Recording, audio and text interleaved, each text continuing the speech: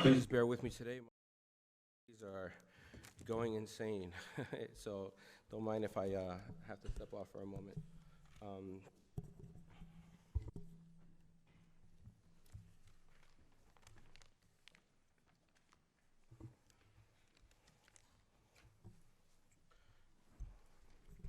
I want to call this meeting to order. Mr. Palladino, please call the roll.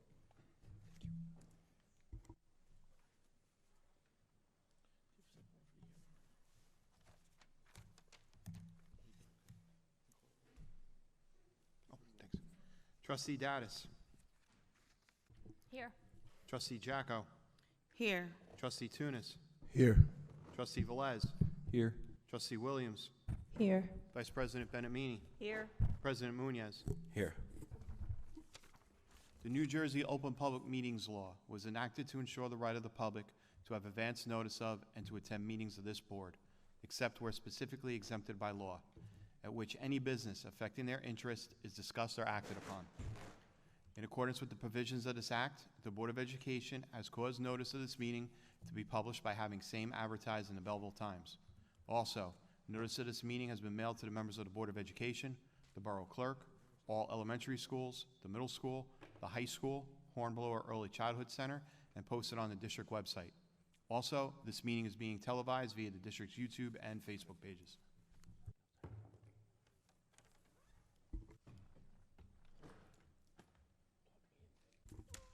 Thank you, Mr. Palladino. Can I have a motion to approve the minutes for our March 22nd meeting? Motion. I'm sorry, March 28th meeting. Motion. Second. All in favor? Aye. Any abstentions? Mr. Palladino, call the roll. Do you have to? No? Okay. So we're going to go ahead and we're going to move forward for a report from student government. We don't seem to have one today. So we're going to go ahead and move on to items presented by administration. Dr. Tomko. Thank you, Mr. President. Good evening, everyone. Thank you for coming tonight. Very important meeting tonight with the budget hearing. Very excited to see all of you here, and those of you at home who are joining us, thank you again. Just incredible things happening in district. I know you're reading about all of them. Our kids are excited. COVID is, I don't know, it's been behind us here at the district for a while, so our teachers are very resilient.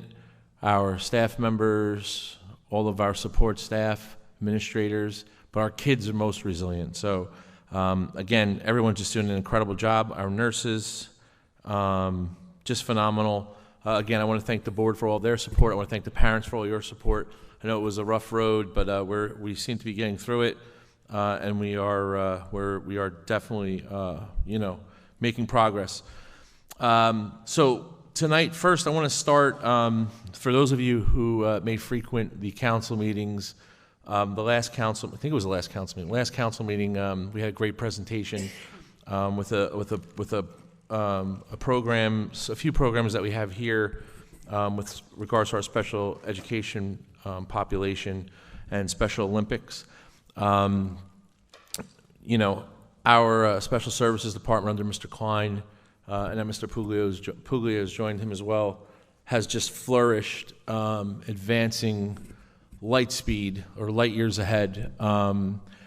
Life skills houses, different things that we're providing for our population of students here, and partnering with Mr. Condito and others with regard to fundraisers. And it's not even so much about the money. And I think he said it best at the council meeting. It's more about the awareness, right? It's more about the awareness. So, Mr. Puglio, if you'd like to come up and introduce our first guest tonight,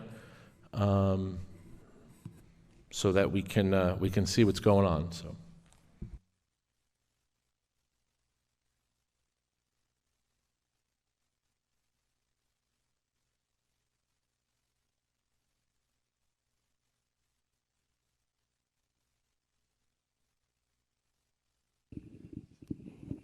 Good evening. On Wednesday, May 4th, Belleville High School has 10 student athletes participating in Special Olympics New Jersey. The Special Olympics provides Olympic-style individual and team sports, which deliver meaningful training and competitive opportunities for persons with intellectual disabilities. Our students will be competing in various track and field events, led by BHS teachers Mr. Laxamana and Mr. Balls. The events will be taking place at Brookdale Park from 9:30 a.m. to 2 p.m. This year, our student athletes will be sporting brand new custom uniforms, courtesy of Mr. Nick Candido and the Color Run Committee of Belleville.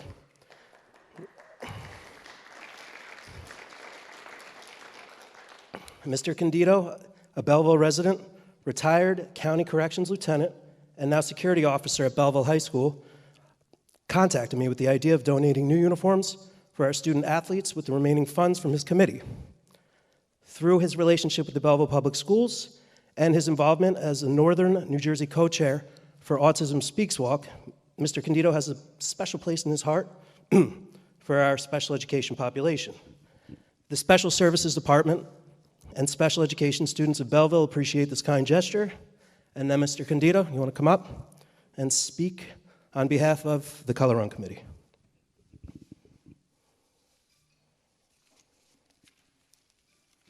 Thank you, Steve. And thank you, Board, Mr. President, Dr. Tomko. Going back a couple of years ago, we ran a color run for our Autism Awareness Month in April. That was 2021 and 2020. With a committee, a small committee of Chris Lamparello, our former Board of Ed president, myself, a couple of committee members, council committee members, we decided to have a color run again because it was so successful. We allowed the schools to participate, and we decided to have another one, which wound up, because of COVID, had to be pushed back until finally we had to cancel that program. We offered all participants who had already donated to receive their money back, which we did have some people request to have money, but many people left their money there as a donation. So what we decided to do was take it and buy some uniforms for our Special Olympics children. So I would just like to show you what we'll be presenting to them tomorrow. Each of the students, and there was about 30 of them, I think there's only 10 participating in this particular event, but each of the students will receive a uniform top which sports the Special Olympics logo and a number that they wanted specifically in the back. They'll also be receiving a pair of shorts to run in, which also has the Special Olympics logo on the front. With that as well, we'll be giving each of them a warm-up suit consisting of a pair of pants, and they'll also all be receiving a jacket with the Special Olympics logo on the back and the Belleville logo. Okay. So, thank you. Thank you. This was all provided by all those who have donated to that cause. So, with that being said, we presented to the council last week, and just to ask them if we can run another color run, because there are some funds that are left over that will allow us to run another color run. So we have decided, and they have allowed me to run another color run, and we'll be doing it on the 4th of July, the morning of 4th of July on the 11th, at 11 o'clock in the morning, and this will be free to the entire district because of the fact that we can do that, and there's funds there for it. So we will be running another color run, 4th of July morning, free to anyone who wants to participate. So what I would be asking here is that, like our initial one, with the cooperation of the Board of Ed, that we'll be allowed to use the front of the school and around the same way that we did it last year. Most of you were here when we did it, and you saw how successful it was.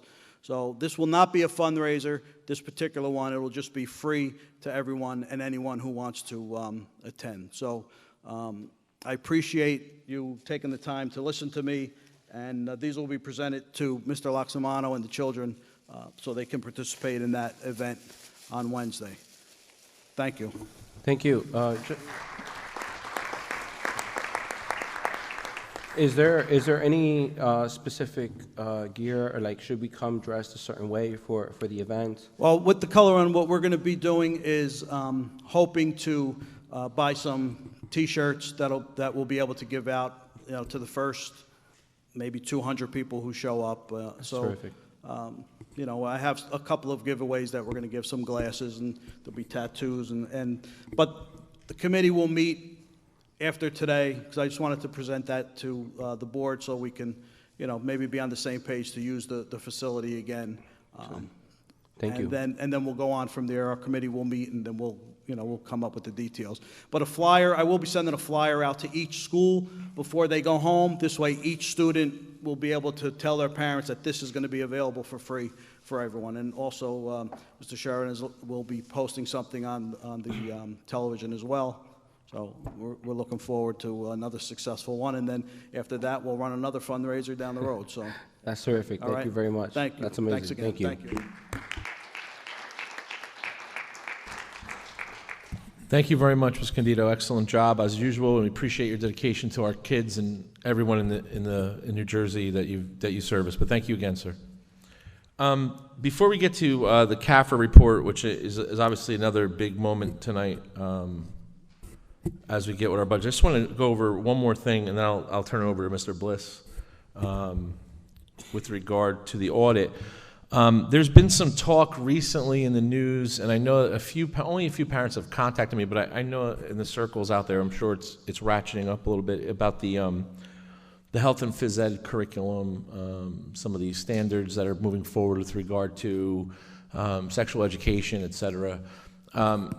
Just so everyone's aware, what we decided to do as a district, knowing that this was going to be an interesting new initiative that the commissioner put out. Well, they were talking about it for a few years now. This district hasn't even begun to discuss this at all yet. We haven't met in committee yet, for the simple fact that we knew that there was probably going to be some delay in this, not because of the parent involvement. Obviously, that is a major thing, but there really isn't much guidance as to how we're supposed to write this new curriculum. We did receive something from I did receive something from the commissioner today with regard to her basically saying it's the local education agency's responsibility to write curriculum, which is true. So we will move forward on that. But as you probably are aware, that all that's been halted. I think there's a lot of misleading things out there, which is not abnormal, not so much just for Belleville, but I mean out there about this. I think there's a lot of parents, that feel a certain way. There's also a lot of educators that feel a certain way, and there's definitely a happy medium. There's going to be some Senate hearings, which hopefully I'll be invited to speak on coming up within the next few weeks. So we're going to get probably some more direction on this. So I know everybody's kind of heated on it, and you all have your comments and your ideas, but obviously there's really nothing from us at all yet. We haven't even started to look at this yet because I knew it would change about 20 times before we actually implemented it, just because it is a volatile thing. And I think that a lot of groups that jumped on it really didn't give it justice as to what the reasons were, why some of the changes were being made. But I do think it was probably put forth without being explained that strongly. So I think it's we have to basically do a restart as a state with this, and definitely as a Department of Education. But again, we haven't even started anything here. So once that all comes about, and once we get some more direction in that, I'm sure we'll have some kind of focus group or maybe a parent meeting just so you kind of see what's happening. There will definitely be an opt-out, and just so everyone knows, there's always been an opt-out in this. I've been doing this 20-something years. You can always opt out. This has always been part of the curriculum. It's just changing now, and obviously with some of the new things that are being initiated, I think that's why it's getting the attention of maybe some more parents. But this has been around even when you all were in school. Maybe you didn't realize it, but it was. So just different, look different. So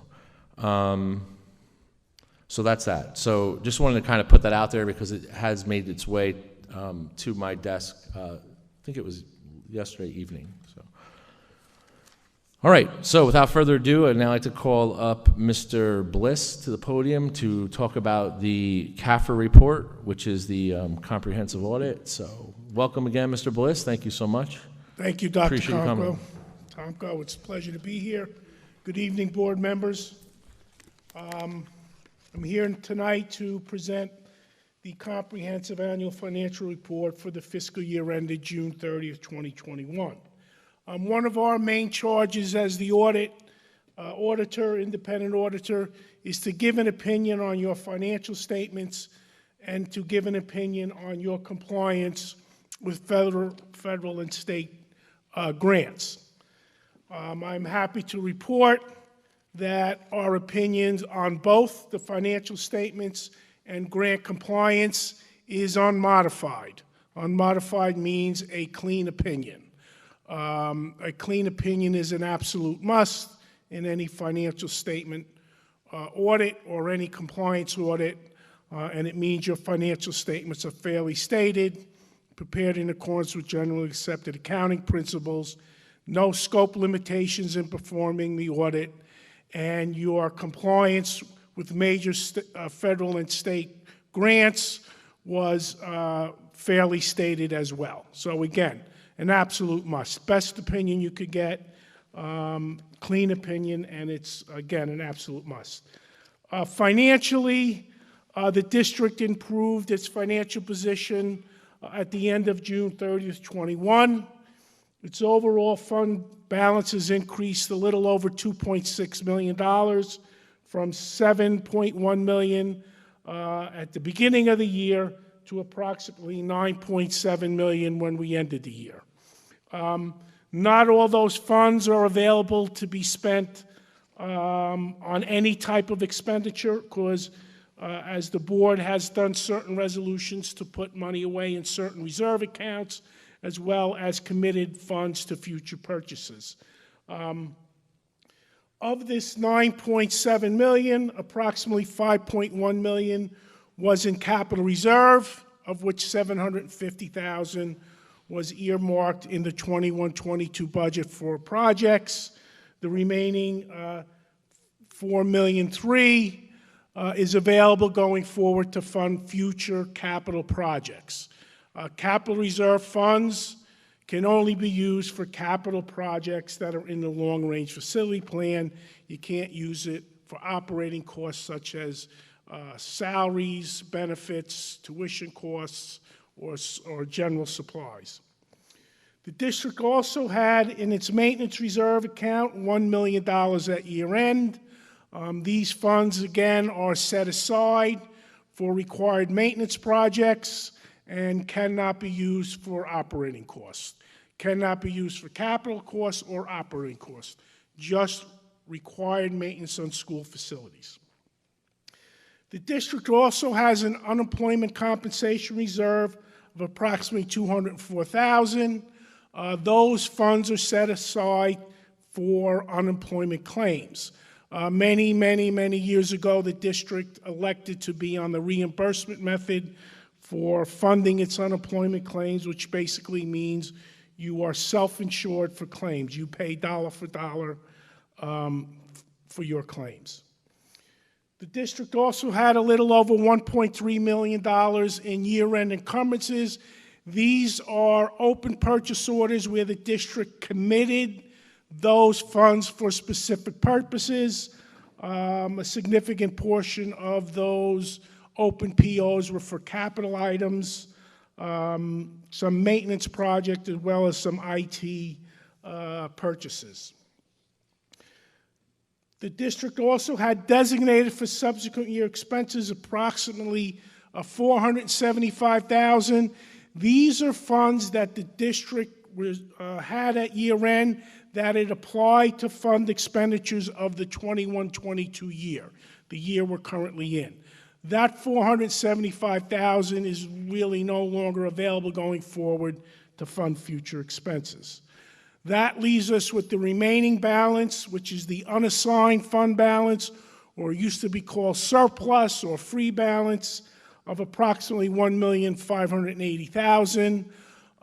It is the maximum amount the district is allowed to maintain in those funds of 1.5% of its budget, plus an additional approximately $485,000 of state aid the district received for extraordinary special education aid and non-public school transportation aid, where we received more money than we budgeted for. So we had some excess aid, and it's allowed to be added to that 1.5%.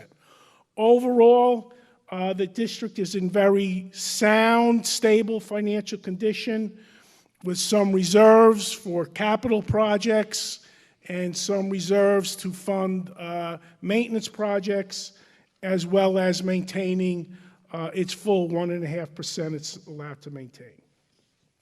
With respect to findings and recommendations, we had 7 recommendations, 6 which was under financial, planning, accounting, and reporting, and 1 under purchasing. The first recommendation dealt with year-end encumbrances, and we just need to improve the process at year-end, where we review our open purchase orders to make sure they're valid before we close out. We had a recommendation regarding our ECIA lease account.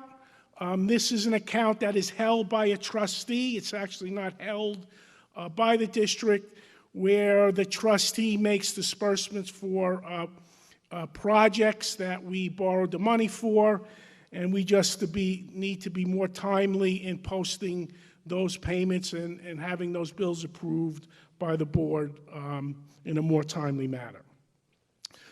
We also had a recommendation regarding withdrawals out of the capital reserve during the year to make sure they go into the budgetary accounts where capital reserve funds must be spent. We had a recommendation regarding our year-end final expenditure reports for our ESEA programs. We had some minor differences between what the district record said and what the final report said, and we're working with the district to make sure that process is improved. As part of our single audit of federal and state grants, we had to audit the extraordinary aid program. The extraordinary aid program is a program where we request reimbursement from the state for certain special ed costs that exceed a certain dollar amount, and there are certain eligibility requirements for students to be counted in that aid program, and we found that there was a few of those students that they didn't qualify for an intent-related service, and there were certain applications that we were not provided for audit. We also had to audit the TPAF's FICA state aid program, and in doing that, we noted there were certain teacher salaries that we did not file with the state to reimburse them because their salaries were stored to a federal program. When our teachers are charged to a federal program, we have to reimburse the state back for the TPAF, FICA, and pension amounts that they pay for our teachers on the district's behalf.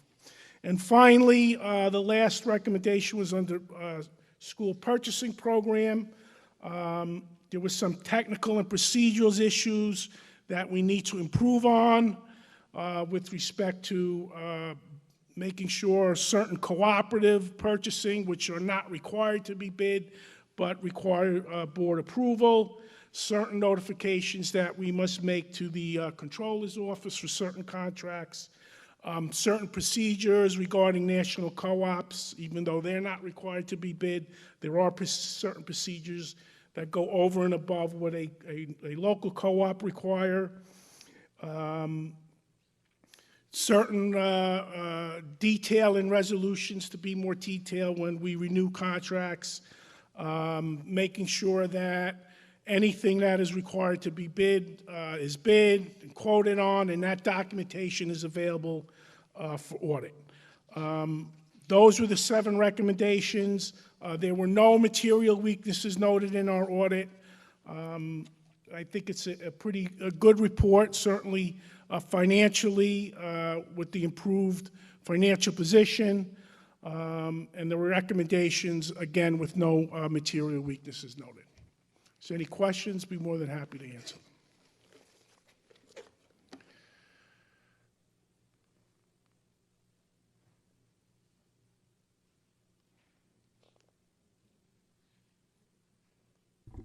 Just want to open it to the board. Does anybody have any questions?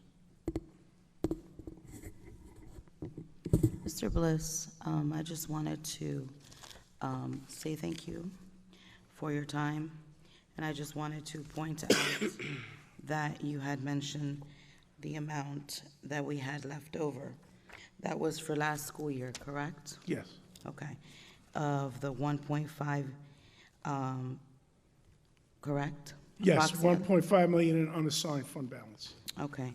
And potentially, we could return those monies if we have not used them back to the taxpayers. Those monies are available to be appropriated in the budget up to that amount.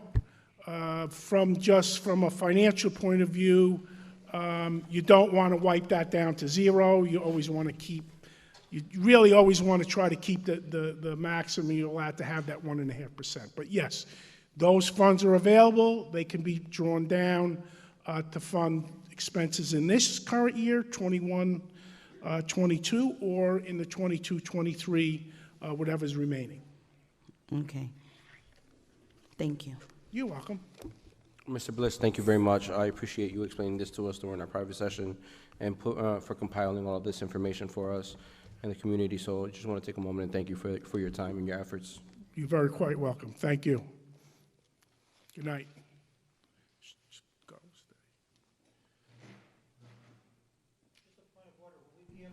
So, no, there's no point of order. So I would like to open this up to anyone in the community that has any questions pertaining to the budget. So I do have a sign-in sheet here that I just want to read, excuse me. Excuse me, don't mind my voice today.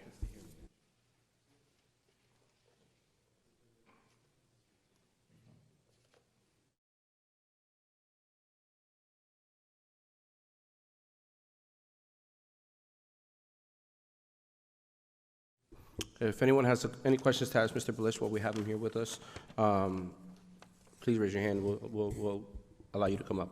Mr. Sheldon?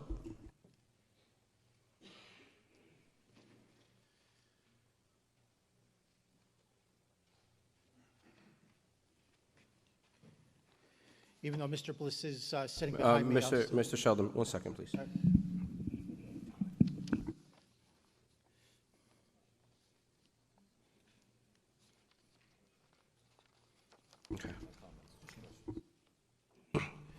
Okay, if you have any questions, please place your questions. If it's any comments, we'll do that during the budget hearing portion.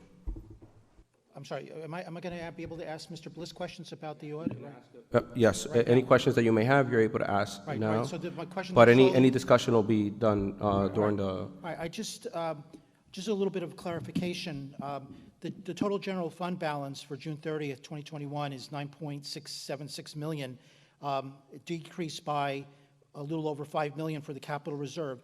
Is the total money in the capital reserve as of June 30th, 2021, $5,078,000, or is that just an additional amount of money being put into the capital reserve? All right, that's one matter of clarification I would like. Okay, so, Mr. Sheldon, you could just, and anyone else, not just you specifically, but anyone who has questions about the audit, you can ask your questions, and then once you're done with all your questions, we'll see the best we can have them All right, possibly answer. I would appreciate that. That's good. Out of curiosity, I went back to look at the annual audit presentations made by Mr. Bliss over the last several years. I think it's interesting to note for the 2016-17 academic year, the total general fund balance was $3.5 million and change. The following year, 2017 through 2018, it was $5.1 million in change. For the 2018-19 academic year, it was $6.2 million in change. Last year's audit report for the 2019-20 academic year, it was just over 7 million in change, and now it's nearly 9.7 million.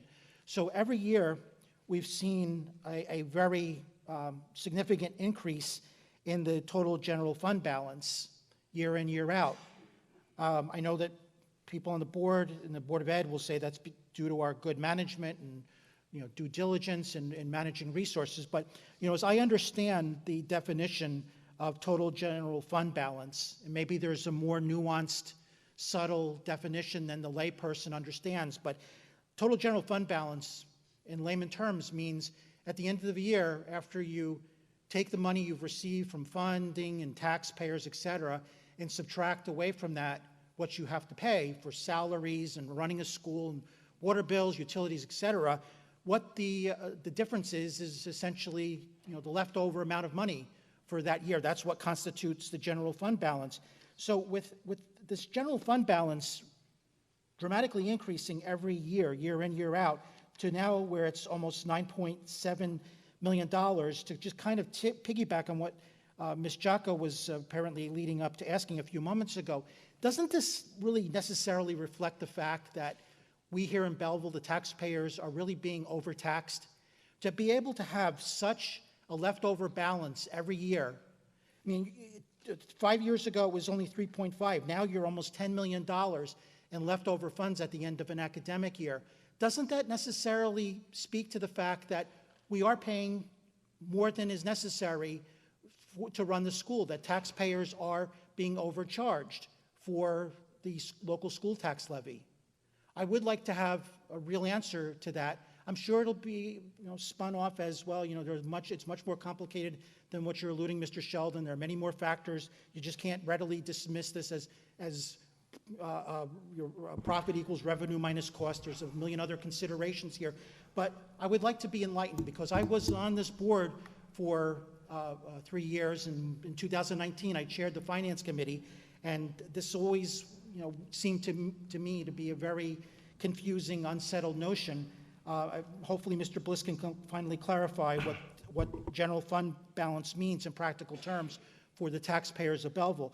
The other thing I wanted to mention, and Mr. Bliss brought this up as one of the findings, is the ECIA, the Essex County Improvement Authority matter. I don't know if any of the other board members, I don't know if you were there on the board at the time. No, Ms. Jocko was.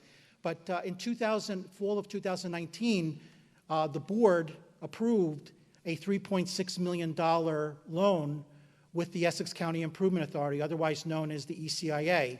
And that was ostensibly to fund the Claremont Field project, which we had assumed was going to cost about $3 million when the initial calculations were done. It turned out to come in at about I believe it was 2.7 when all was said and done.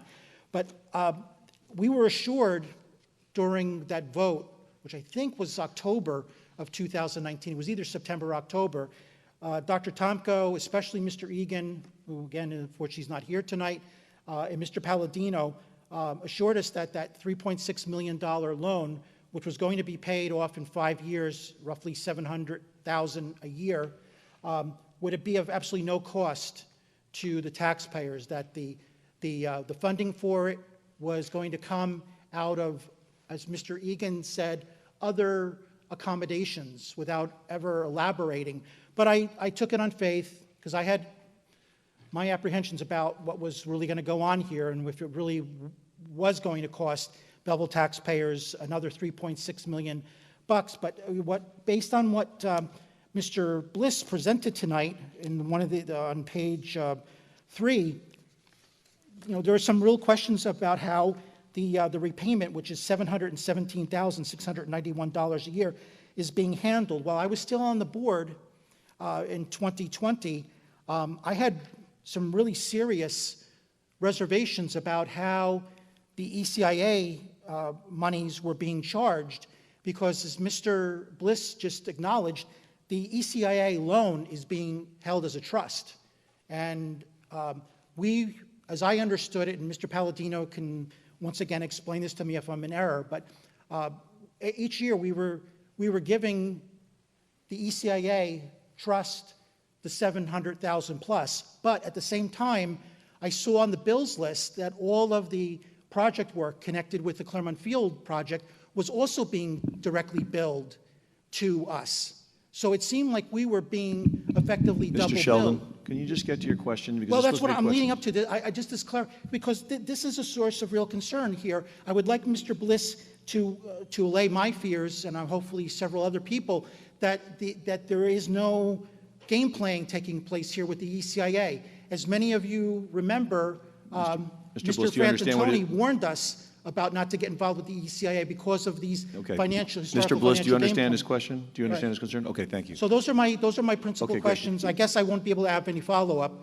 I have to, I No, guess. you will all not, but Mr. You're Bliss right. Mr. Bliss will answer whatever Okay, concerns thank you have if he Thank you, can. Mr. Bliss. Thank you.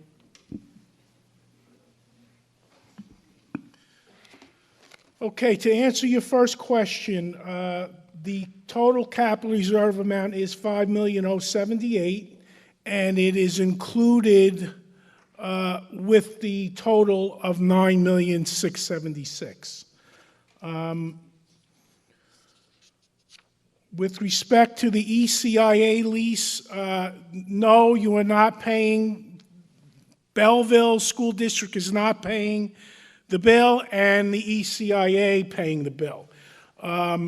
Even though the ECIA is held in a trust, the district must approve on the bill list every payment made out of that trust in accordance with state statute. Every claim must be approved by the board. So before ECIA can release those payments, the board has to approve them on a bills list, and then those payments can be released by the trustee. But in no way, shape, or form are the payments being made twice.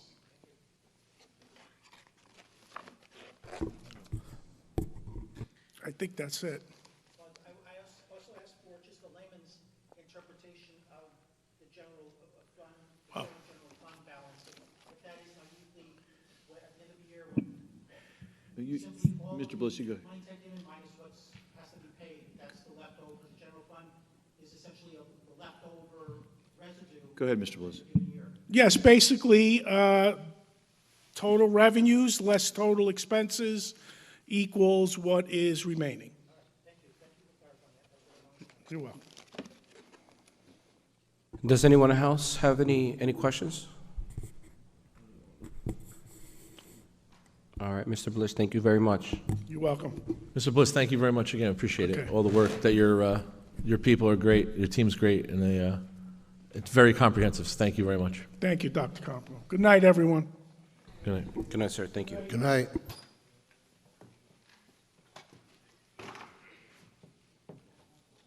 All right, members of the board, I think you could probably just move to the side if you really want to stay up here, but if we could dim the lights a little bit, I'm going to do the board, Mr. Sheridan, if you could do that, or do the budget presentation now, followed by the hearing, the budget hearing, and then we'll take it from there. So just give me 1 second, and we'll get going.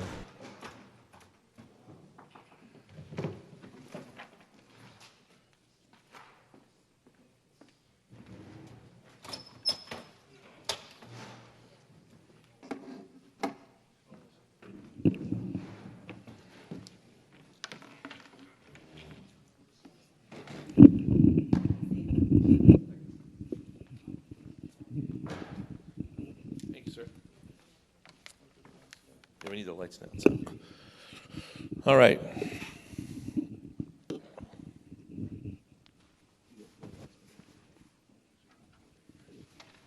Oh, that's the clicker.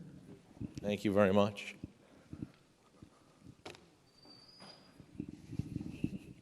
Thank you, sir. All right, welcome again. Thank you very much for the opportunity to serve this district now for 7 years already. Again, I like bringing up the past already because we have a lot of people here who have been in those meetings prior to me being here, and I think this place was probably packed those days, right?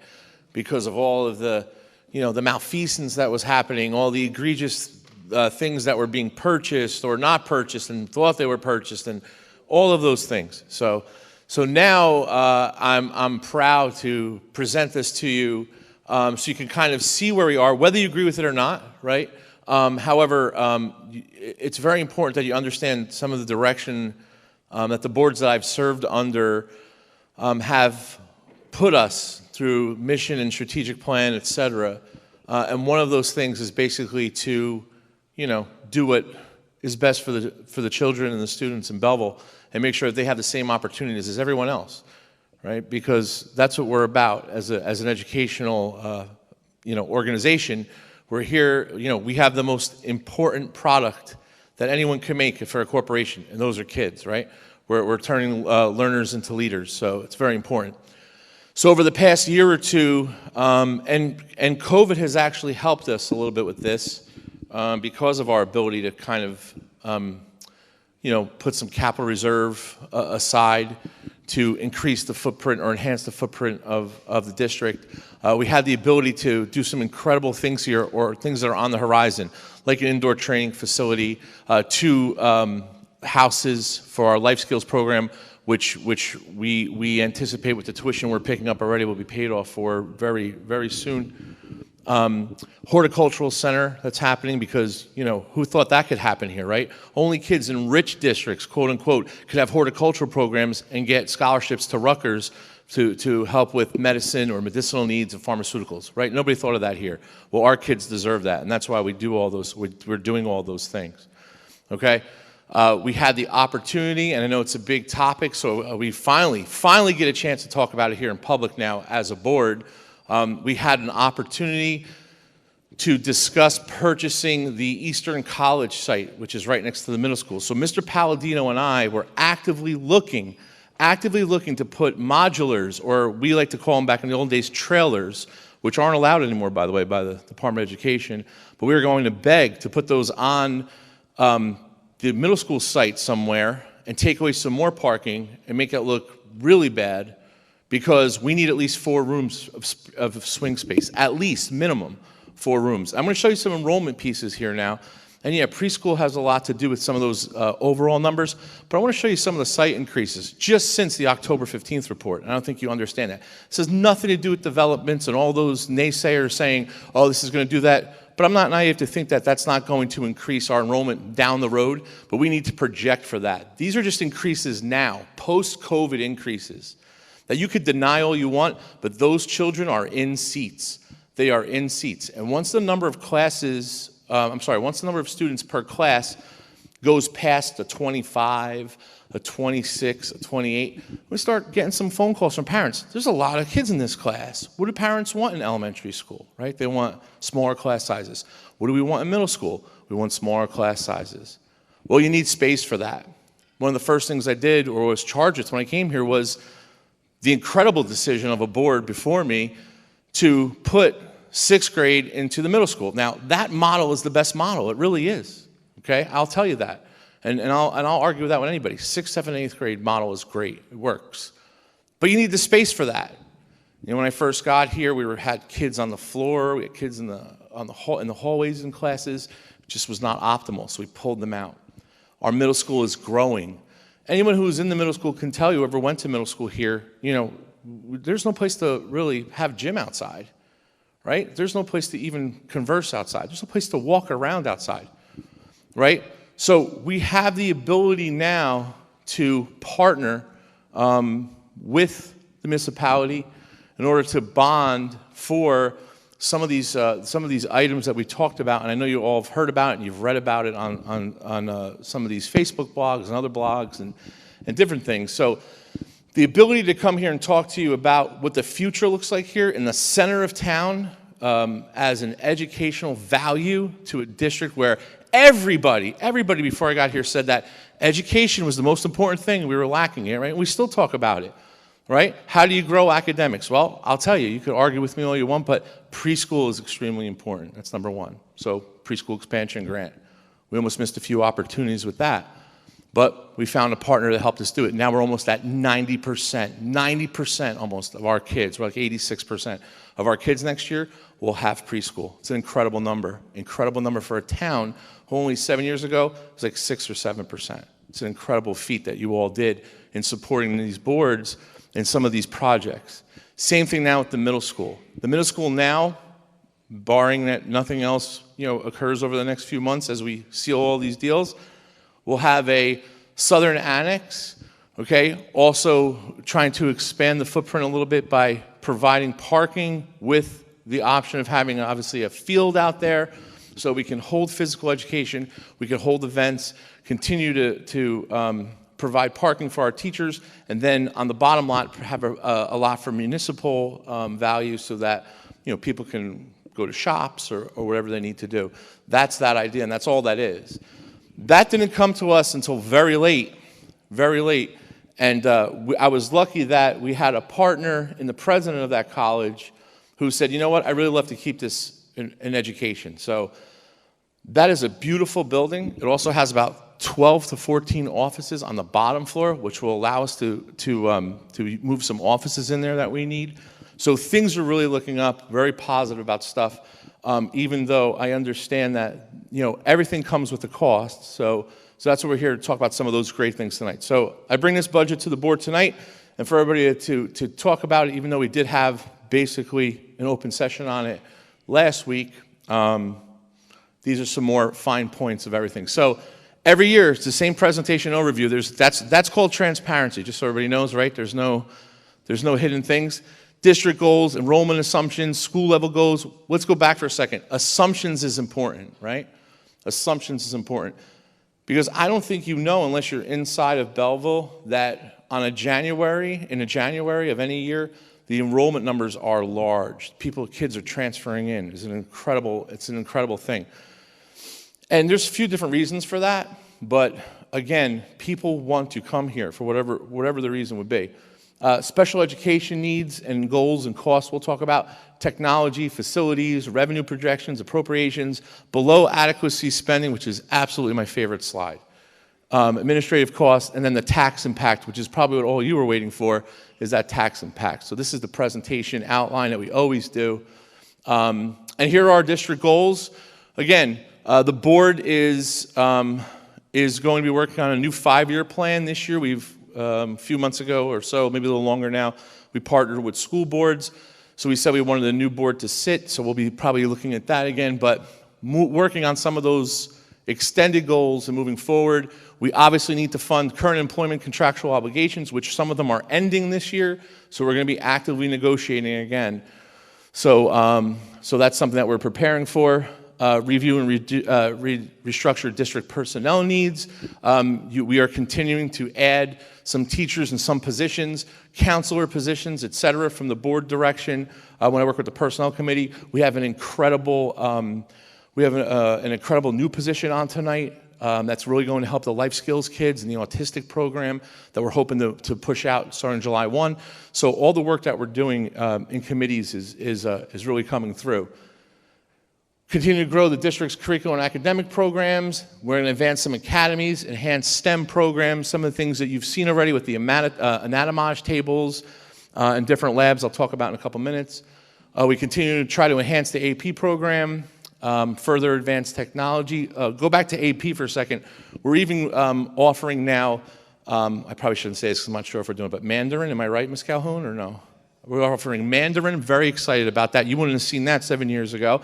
And we're also offering AP classes to students to take on their own if they want to take something that we don't offer. So we're even doing that avenue. So I want to thank her for that and the high school team. And Mr. Lipo too. And continue to build option 2 programs, including the aeronautics program. We started that last year. We want to continue that. It had a little bit of a slow start, and then COVID didn't help, but a lot of students are familiar with it. The one thing I didn't put on here too is our junior ROTC program. That's, I think we have over 120 kids that are interested in that. That's going to be new next year as well. The Belleville Bridge program we started last year was for learning loss. We're going to continue that this year. We were just talking about today, Ms. Shanklin and myself, with regard to when we're going to do that. So parents, be ready for that. Please take advantage of this. We didn't have enough parents in elementary school take advantage of this last year.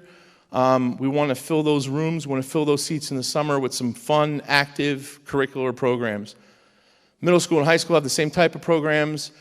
We want to continue to grow that preschool universe, which is phase 3, which the board approved, expanding that Main Street, that Heck property for more rooms, a gymnasium, and tonight you'll see also on there is the expansion of a kitchen area to provide cafeteria and food, and a satellite kitchen, and also run our Culinary Academy program, which all of you lauded a few months ago because someone came up here and said it was such a great idea, and unfortunately that deal fell through. So now we have the ability to incorporate that, but not even paying the entire thing because it's going to be offset by food service. So what another opportunity for our kids here. Just an incredible thing.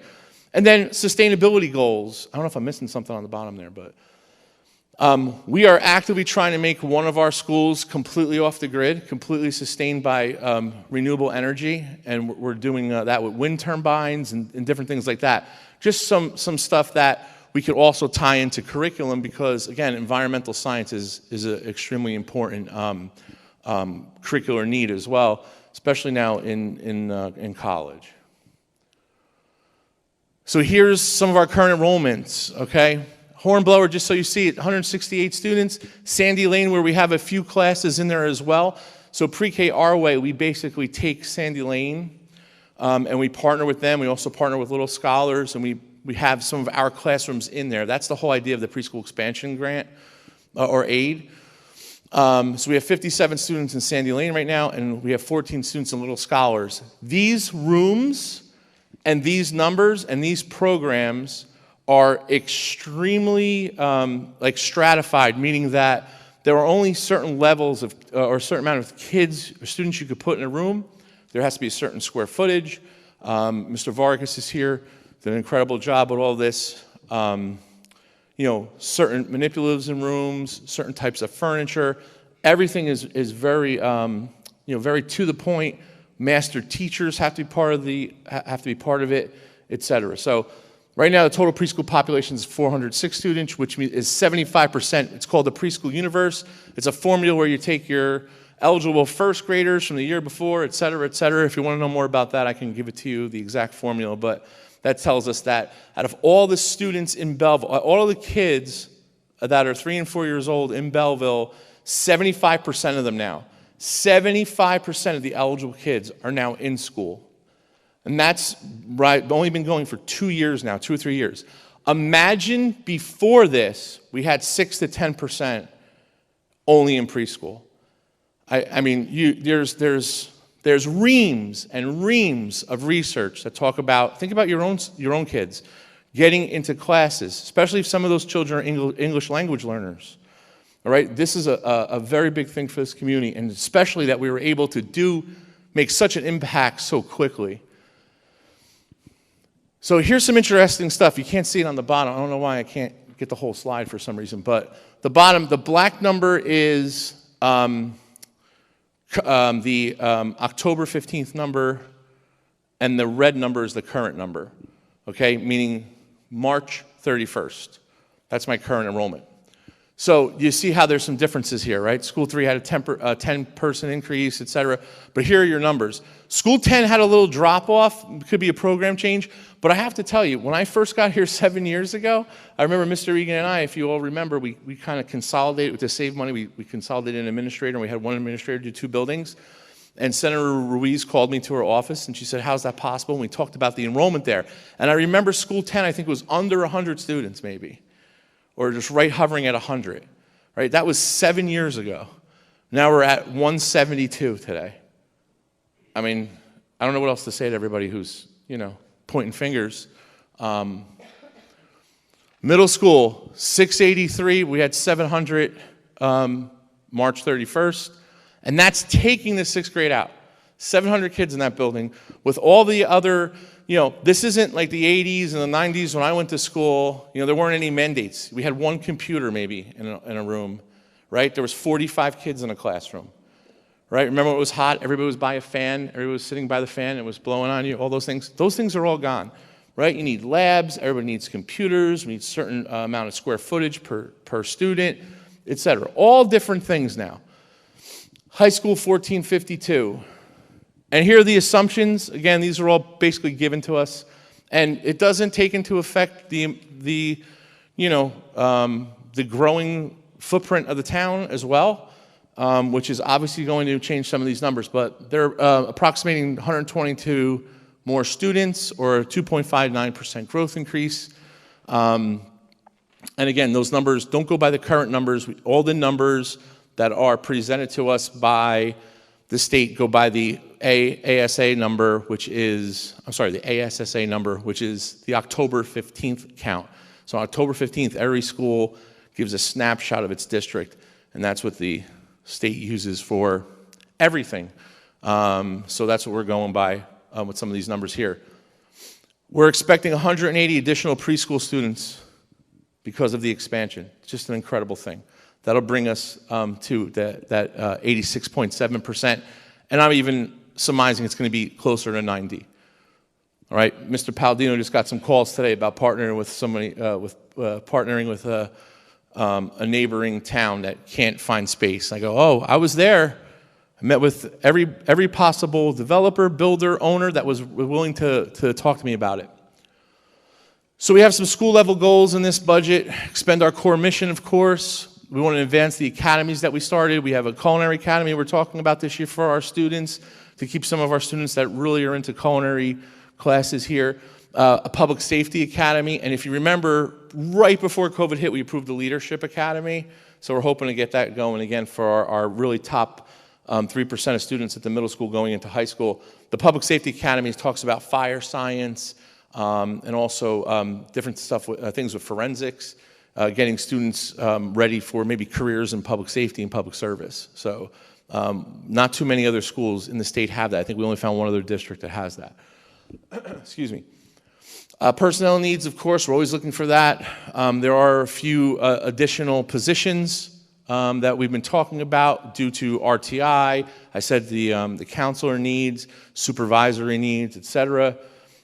Technology initiatives, obviously we always have to repair and replace Chromebooks because that's what we're doing now, we're using all that. Some of the things I talked about before, the anatomage tables, which if you were here a few meetings ago, once we get that lab set up here, we'll take all of you on a tour for that. Our outdoor facilities and footprint, educational space, et cetera. Beautiful pavilion outside, offset by the money that the board made profit-wise from student lunches, put it right back into the community, right? Nice outdoor space now for kids to sit and eat. We have a feasibility study that we're doing to try to get one of those pavilions at every site so kids can eat outside, enjoy the space outside, expand the footprint, expand all of our facilities, you know, different things. We talked about the indoor training facility, et cetera.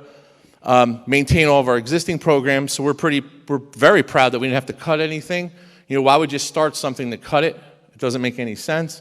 And then social emotional wellness program. I know there's people that are kind of, you know, up and down about that, but it is true. I predicted it 2 years ago, and we have students that are having a hard time transitioning back and acting in a certain way, especially now even without the masks. Even without the masks. You know, taking the mask off was also a different transition back to school.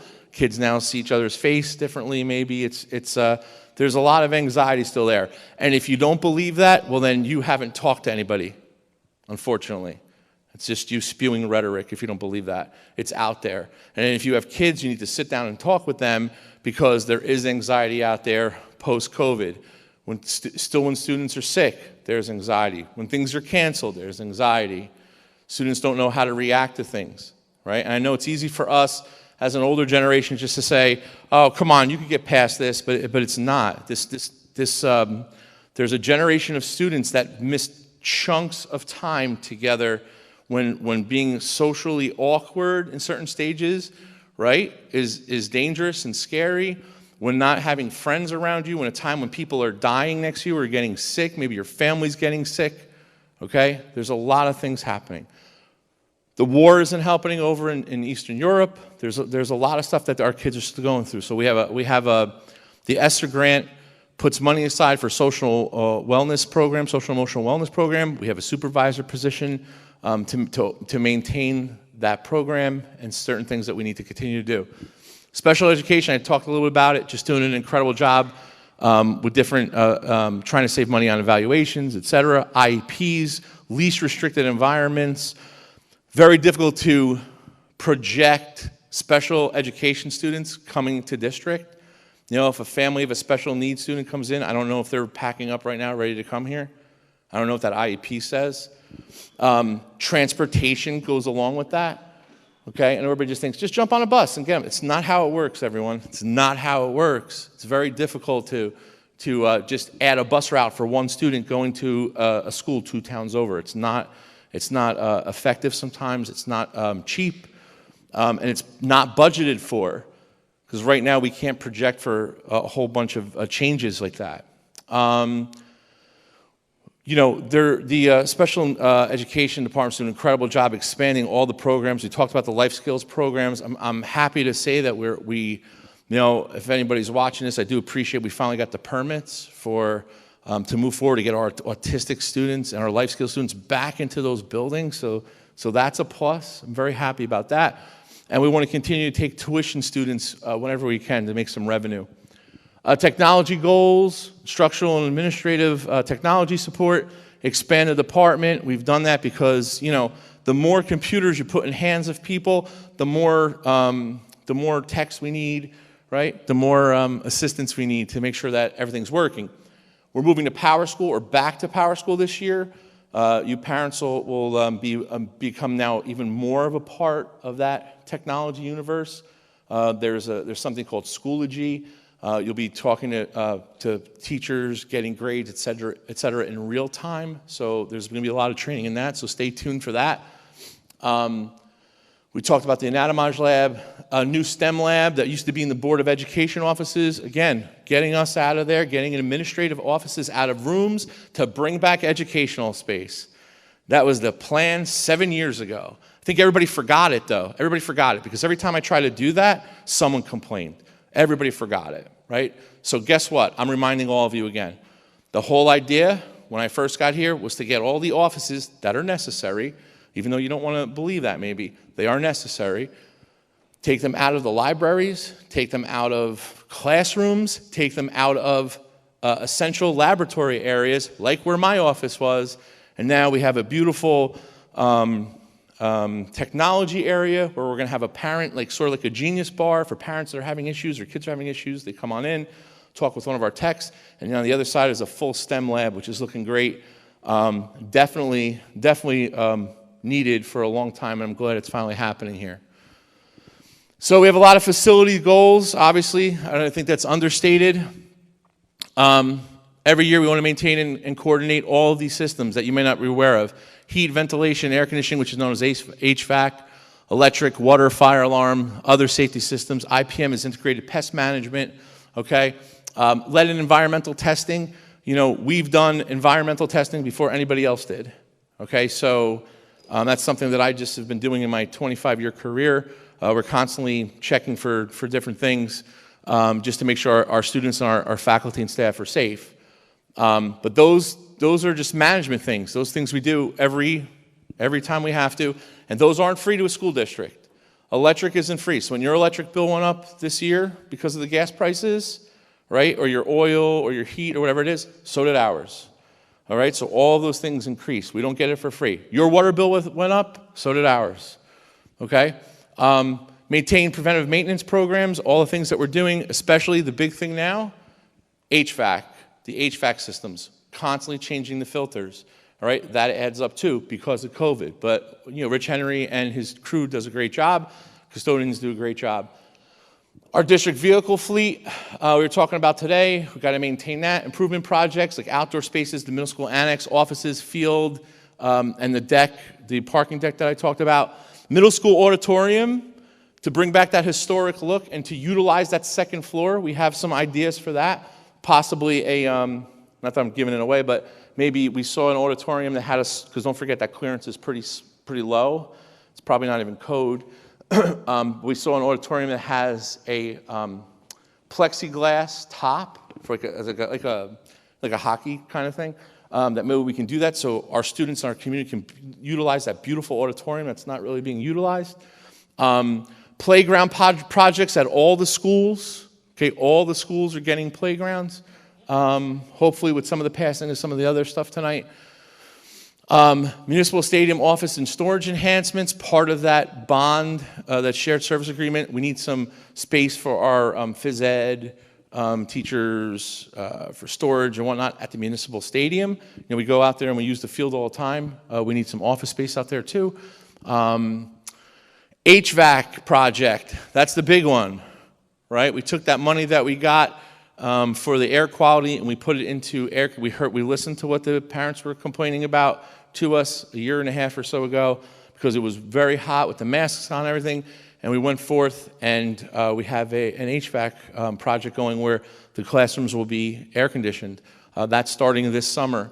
Environmental lab is something that we were talking about. We have the opportunity possibly to build an environmental lab down on a riverbank. The board's actively looking into that, so stay tuned for that. The horticultural center is going to be behind one of the new houses right on Graylock. It's a large greenhouse, and if you remember from a few meetings ago, a while now, we partnered with Nanina's to do farm to table, where their idea is maybe have a chef come in and cook with the culinary unit by using the herbs, vegetables, et cetera, that our kids are growing. But the whole idea is to put the science and the curriculum behind it. You'll also see pretty soon, and Matt, I don't know if you have an idea on that, but we try to partner with a company, and we got some grant money for it, for lights that are run by small wind turbines. We are putting those in different parts of the district where electricity can't go and the lighting is bad. So you might see it back there. Down by School 9, there's going to be one.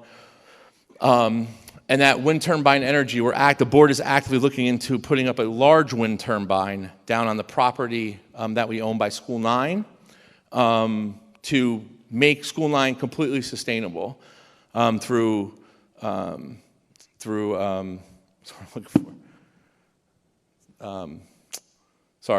wind turbine and other panels and whatnot.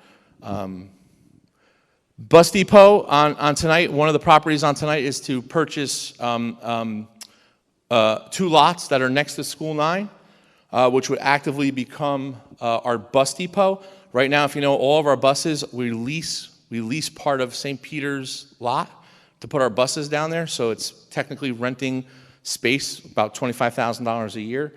We can't really put certain equipment we need there for the buses. There's not enough space. So this would be a forever project. If we didn't do this and that lease went away, we would have to put the buses back by School 10, which Mr. Sullivan's here, he'll tell you. We have a lot of complaints from neighbors, parents. It's a very dangerous area as well. And there's really no space to put it there. So it's a perfect opportunity, and I appreciate the board's support on that as well. High school gymnasium restoration. Unfortunately, the high school gym that we kind of refinished got wiped out by the last storm. So we got some money for that to restore it. So it's got a little different look to it. We went from 2 bleachers to 1 bleacher, so we could fit more people, and it's going to look great. And that's going to be done. The whole thing will be done over the summer. The indoor training facility, obviously, phase 1 of that should be done within the next next month or 2. The flooring is in, the HVAC is in, and there's several rooms of just incredible stuff going to happen in there. And I don't remember what the bottom says. What does that say? Lighting? What? Okay, lighting upgrades and electric car stations. We've also met with individuals that are trying to ask us to partner with them for electric charging stations for cars, which would be a revenue back to the district. The universal charging mounts, so we're looking at that possibility, trying to get ready for the electric car boom that's coming up. And we continue to work on changing the lighting. Our own people do it in-house, but the lighting, we had some issues with the lighting that we realized during the referendum, and we kind of said we could do it ourselves over a few years, and the construction officials were very good with working with us on a 2-year project for that. So a lot of stuff happening, so I know I'm very long-winded. So here's the stuff you really want to see, right? Continuation of the programs, capital reserve and improvements. New buses are in there because our buses are end of life. Some of our buses are going to end of life. You can only put them on the road for a certain amount of years. The middle school expansion project we talked about ad nauseum tonight. Meeting all contractual obligations, which is the biggest part of the budget. No program cuts. We're proud of that. Expand the STEM initiative and the preschool expansion phase 3, which again puts Belleville on the map because we are definitely the model district for the PEA stuff. So we spend $81 less than the limit, than the regional limit, when you do all those calculations. The regional limit is $24.79. We're doing it at $23.98. That's all calculated by the Department of Education. All right? I got some really new slides coming up for you guys. It's going to really make your head spin, I think, when you see some of these. Here's our total revenue projections, and we're going to post this tonight or tomorrow, whenever we can do that when we leave here, so you can see some of these numbers. $90,308,209 is the total operating budget. Okay, your tax levy for this year is $44,539. We use a little bit of bank cap as well, so we use the rest of our bank cap because we're going to lose it this year. There's our revenue projections. We got an $8.5 million increase in aid, which we were very excited about. Mr. Palladino and I were very nervous about this. We thought we were going to go be flat.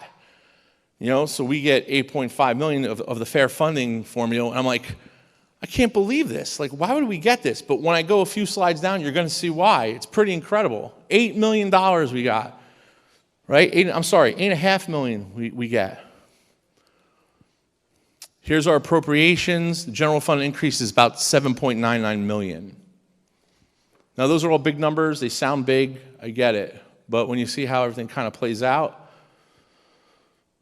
all right, and there's all those appropriations we talked about: regular instruction, special ed instruction, other instruction. A lot of those increases are in there. Again, we talked about it at the workshop. These are whole numbers. You can't look at just bits and pieces. You got to look at the whole number of regular instruction, right? Not just some of the line items. I do have a budgeting 101 that will go by fast so you can kind of see it. So the initial proposed tax impact last week, when Mr. Palladino, Mr. Egan, and I came to the board, came down to $108 if your house was assessed, not appraised, assessed at $277,600. I don't know what the assessments are in town here, but you're not at 100%, that's for sure.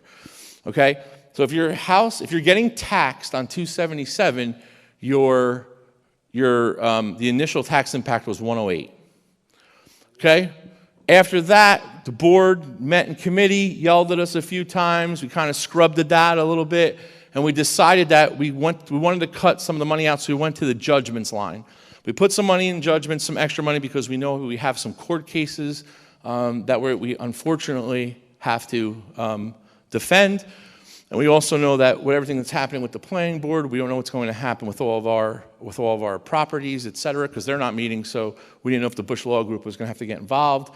So we put some judgments in there. The board was confident that all these things would work out. They said, we're confident in our town. We're confident that these things are going to work out. I'm like, all right.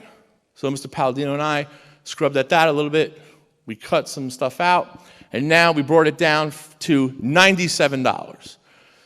So we were able to cut an extra $10 off, $11 off that assessed home. So we're under 100, right? So that's how it works, right? Now, that doesn't mean now that if there are different lawsuits and stuff and we're over our judgment line by $110,000, you got to move some money around, right? So this is how it happens. So we projected we would need that. The board was confident we wouldn't, so we made the cuts, and that's how it works. So here's your number now. So your number is $97 at $277,600. So if you're assessed at $500,000, which means you probably have close to $1 million home, I would think, you're at $175. Or maybe it's 70%, 75%. So it's probably like $750,000, $800,000 appraisal if you could sell it at that. Okay? The other thing when I talk to people in Belleville as well is it's very difficult to compare your taxes to anyone else's taxes if you have a two-family house. Like if you have a two-family house and you're getting revenue, it's very difficult to compare that to what we're talking about here. We're not really talking, it doesn't matter the house that's assessed, but if you're gaining revenue and you're taxed in a different category, well, that's really not what we're talking about. If you're getting revenue to help pay towards your mortgage, that's not really a fair concern here. So when people tell me my taxes are high, the first thing I ask them is, do you have a two-family house? Oh, a three-family. Well, it's a little different. You're getting some revenue, right? So just consider that a little bit too when you're talking to your neighbors. Here's the 5-year trend. I put this in here. It's a new slide. We were talking about this a little before. So in 2018, we only had a 0.8 impact, $28. Okay, the board at the time really wanted to help the taxpayer out. We felt a major impact on that the next year, like we said we would. You go back to the tape, we said it at that meeting, don't cut this, even the monitor. We got a lot of pressure from the finance committee. Boom, we cut it, and we had some major issues moving some stuff around, et cetera. All right, so we kind of know where we're at. 100, 99, 75, 97, that's what we're doing. And those are on those assessed values. Look at where your assessed value was back in 2018. Big difference, almost $50,000. Okay, so again, you got to look at the trends. The absolute most important slide, besides how much you're paying in your taxes, is the below adequate spending. Okay, this is not a Belleville number. This is a state number. So after putting this budget together, the state is telling us that to be on par with a district K-12 that has about 5,000 students in, that's the best part. It's 5,000 students, so we're just at 5,000, we're like 4,800.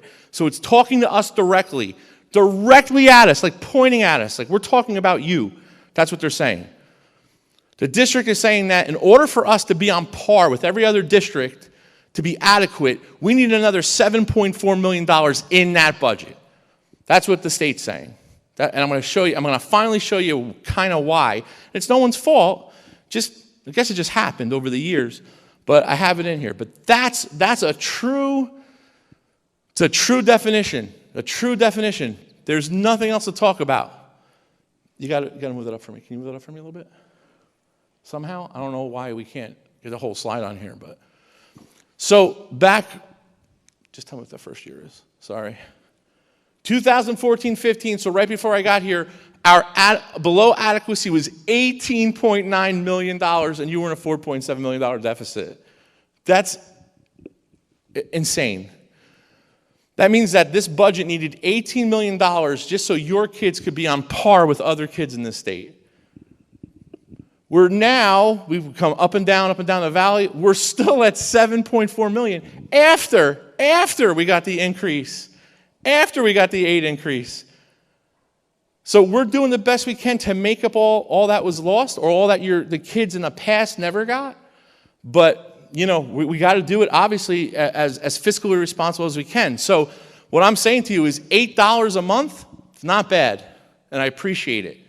$8 a month, it's like Starbucks. 1 day a month.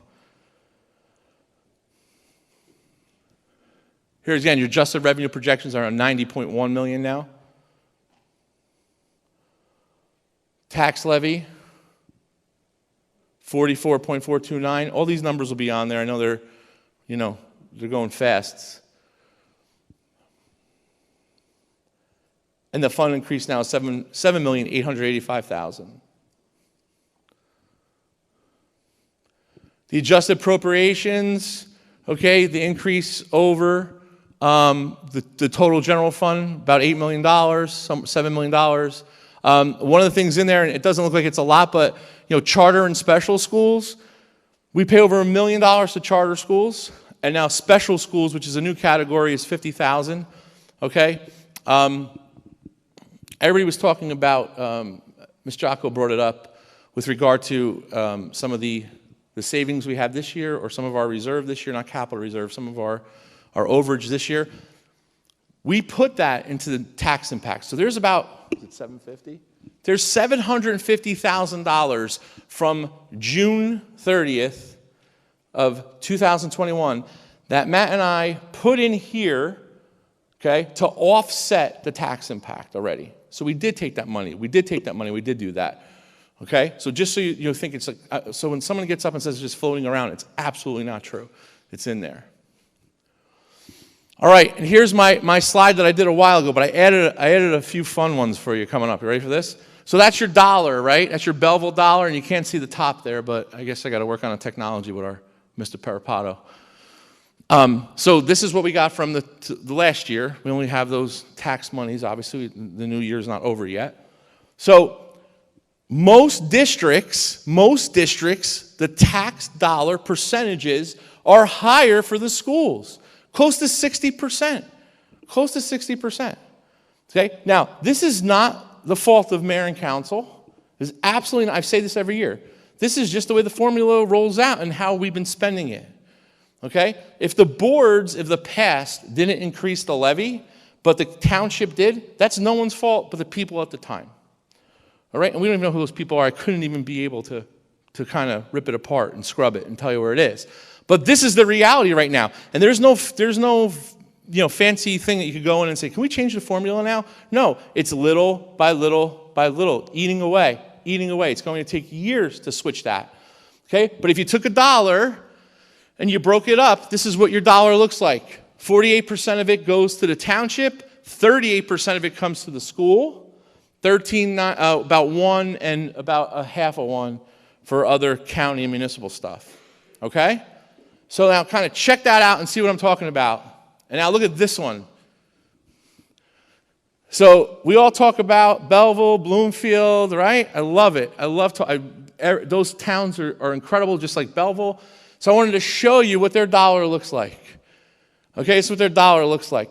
So here we are up there, same dollar, right? 48.3, 38.3, and 13. Let's go to Nutley. Nutley's municipal tax impact is 33%. Their schools are getting 50% of the dollar. 50%. Their school tax portion last year, from what I could find, was $279. And that might be a special assessment, I don't know. That's pretty high, so let's give them a pass on that. Ours was $75. And Bloomfield's kind of close, $83. But look at the discrepancy there. 37% for the municipality, 47%. Okay? So if you look here, I don't know if I have a little thing here. Do I have a little thingy? Okay. If you look here at the school, the two neighboring districts are spending well above their tax dollar, okay? And not as much in, I don't really know if any of them are in under adequacy, but not even close to us, that's for sure. I think it's important you see this, right? Because this is very easy to say, oh, look what they're doing, look what they're doing. Look what we're doing with less. It's an incredible thing. It's an incredible thing. That's the positive stuff. That's the positive stuff that we have to start talking about more here instead of all the negative stuff. All those positive things. So real quick, last year we did a budgeting 101 just so when you get all those numbers you get a little confused or whatever. It's very simple. Like one of our the members of the public said, it's just really calculations. It's not a big deal. But even when I teach this to administrators, they all get nervous because of all the numbers. It's not really a big deal. Just take a breath, right? It's very simple. That's our number, right, of an account line. So let's say it's an account line. It gives you what the number is. It gives you the difference from the year before, right? It's not really a big deal. This is where it gets interesting, okay? So, for example, when we talk about teacher salaries K-12 and then the preschool contribution from the aid into the fund, this is where the numbers start to make a little bit more sense, right? 15 full-time teachers, 12 specialists. Oh, I didn't know we had 12 specialists. Of course we have that. Who do you think teaches art? Music, gym. Oh, I didn't think about that. Right, exactly. Right? Same thing here. Grade 1 through 5 teacher salaries. 80 full-time teachers that are in the classes 1 through 5. 80. Okay? There you go. Another 12 specialists that are now paid at 72% because some of them are shared, right? We have 6 teacher coaches throughout the district, which was definitely needed here to help advance professional development, et cetera.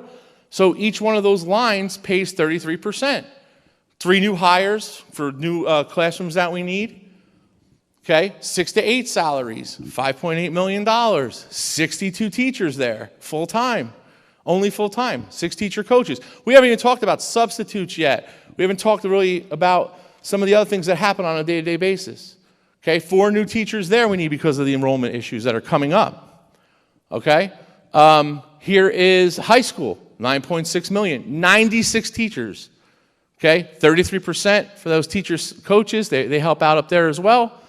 9 new hires for different electives. You know, if the board wants to expand some programs, we got to get people to teach it. Counselors, right? We wanted to add counselors, obviously. We talked about that ad nauseum again. And then there's something called 6 period salaries there. So when we have like the need to just teach like 2 periods, so we don't need a full teacher, well, the contract calls that we pay another teacher to do a special period. Those add up to about $20,000. Now it's deserved if it's contractual, so we have to pay it. All right, and now these are also included in those budget lines. When you see those budget lines, you're like, well, it's just not making any sense. Well, you also have to add in the paraprofessional salaries, home instruction when a kid's sick at home or is on there for discipline issue, preschool staff salaries, substitutes, supplies. There's some miscellaneous things in there, which really is only $12,000. And we still, believe it or not, have textbooks. We still have some textbooks that we're using. On the agenda tonight, though, Mr. Coben got rid of a lot of them, and we gave them away to Union County. So we're trying to, recycle that to do more technology. So let's look at the breakdown. Remember that number? Well, there it is. Preschool contribution, right? Because the general fund has to contribute to the preschool aid, so we can offset some of that. Kindergarten salaries, 1 to 5 salaries, 6 to 8, 9 to 12. Miscellaneous instruction, $28 million. Now remember this line? Well, that's the increase. So the increase in instructional salaries from one line to the next, $2.8 million. It's that easy when you go into the budget, when you see it. So I know you're all going to run home tonight, look at all the numbers, and see what the differences are. So instead of getting wowed by the big numbers, look at the reasons why there's increases, look at the percent increases, and look at why. Right? Contractual agreements are a high percentage of all this. Right? If the entire district teaching staff gets 3%, well, think about it. I have to at least raise at least 3% right off the bat before we even start. The whole idea of negotiating 3 to 5 year contracts is so we can prepare and project it. Right? We got a new contract coming up. We don't know what it's going to be next year. So this is it. Right? So these are the factors that are driving those increases to the budget, though. Overall salary increases, home instruction, summer school. There's $1 million in professional development next year, okay, that we need to pay out to some of the teachers, pay back the bond. We put $1 million conservative in there. Benefits and annual PERS payment, which is pension payments, et cetera. The charter school tuition, sending kids to charter schools is about $200,000.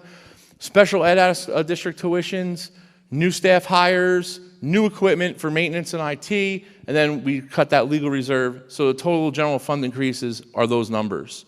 And that's basically the breakdown. Again, under adequacy, under $100 tax increase. This board has done a phenomenal job. Thank you very much working with us on this over the past few months. Everything you see tonight, even the extra, the positions that you see coming in, which were part of, Ms. Jocko and the Personnel Committee talking about putting in counselors and other positions for our kids. You see all that on there. All these things are important. So, progress. Thank you. Could you put the lights on, please? Thank you. Thank you. Well, thank you.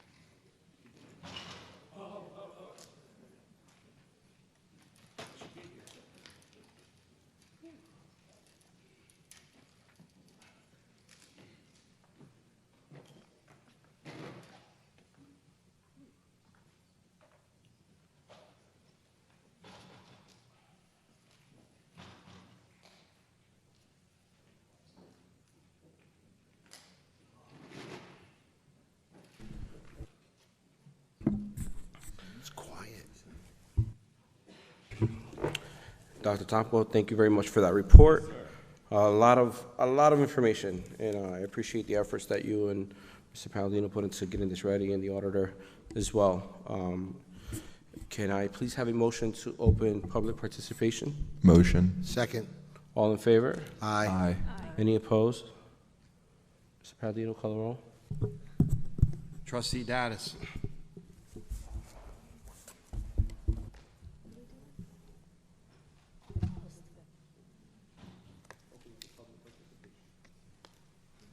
Yes. Trustee Jacko. She's not here. Oh. Trustee Tunis. Yes. Trustee Velez. Yes. Trustee Williams. Yes. Vice President Benamini. Yes. And President Munoz. Yes, the board president, I will call the individuals who wish to speak in the order they appear in the sign-in sheet roster. The individuals called to be heard shall proceed with his or her comments as briefly as the subject permits. There is not going to be a time limit into this discussion, but it's important that we discuss budget topics specific. All inquiries must be directed at the board president. Mr. Sheldon?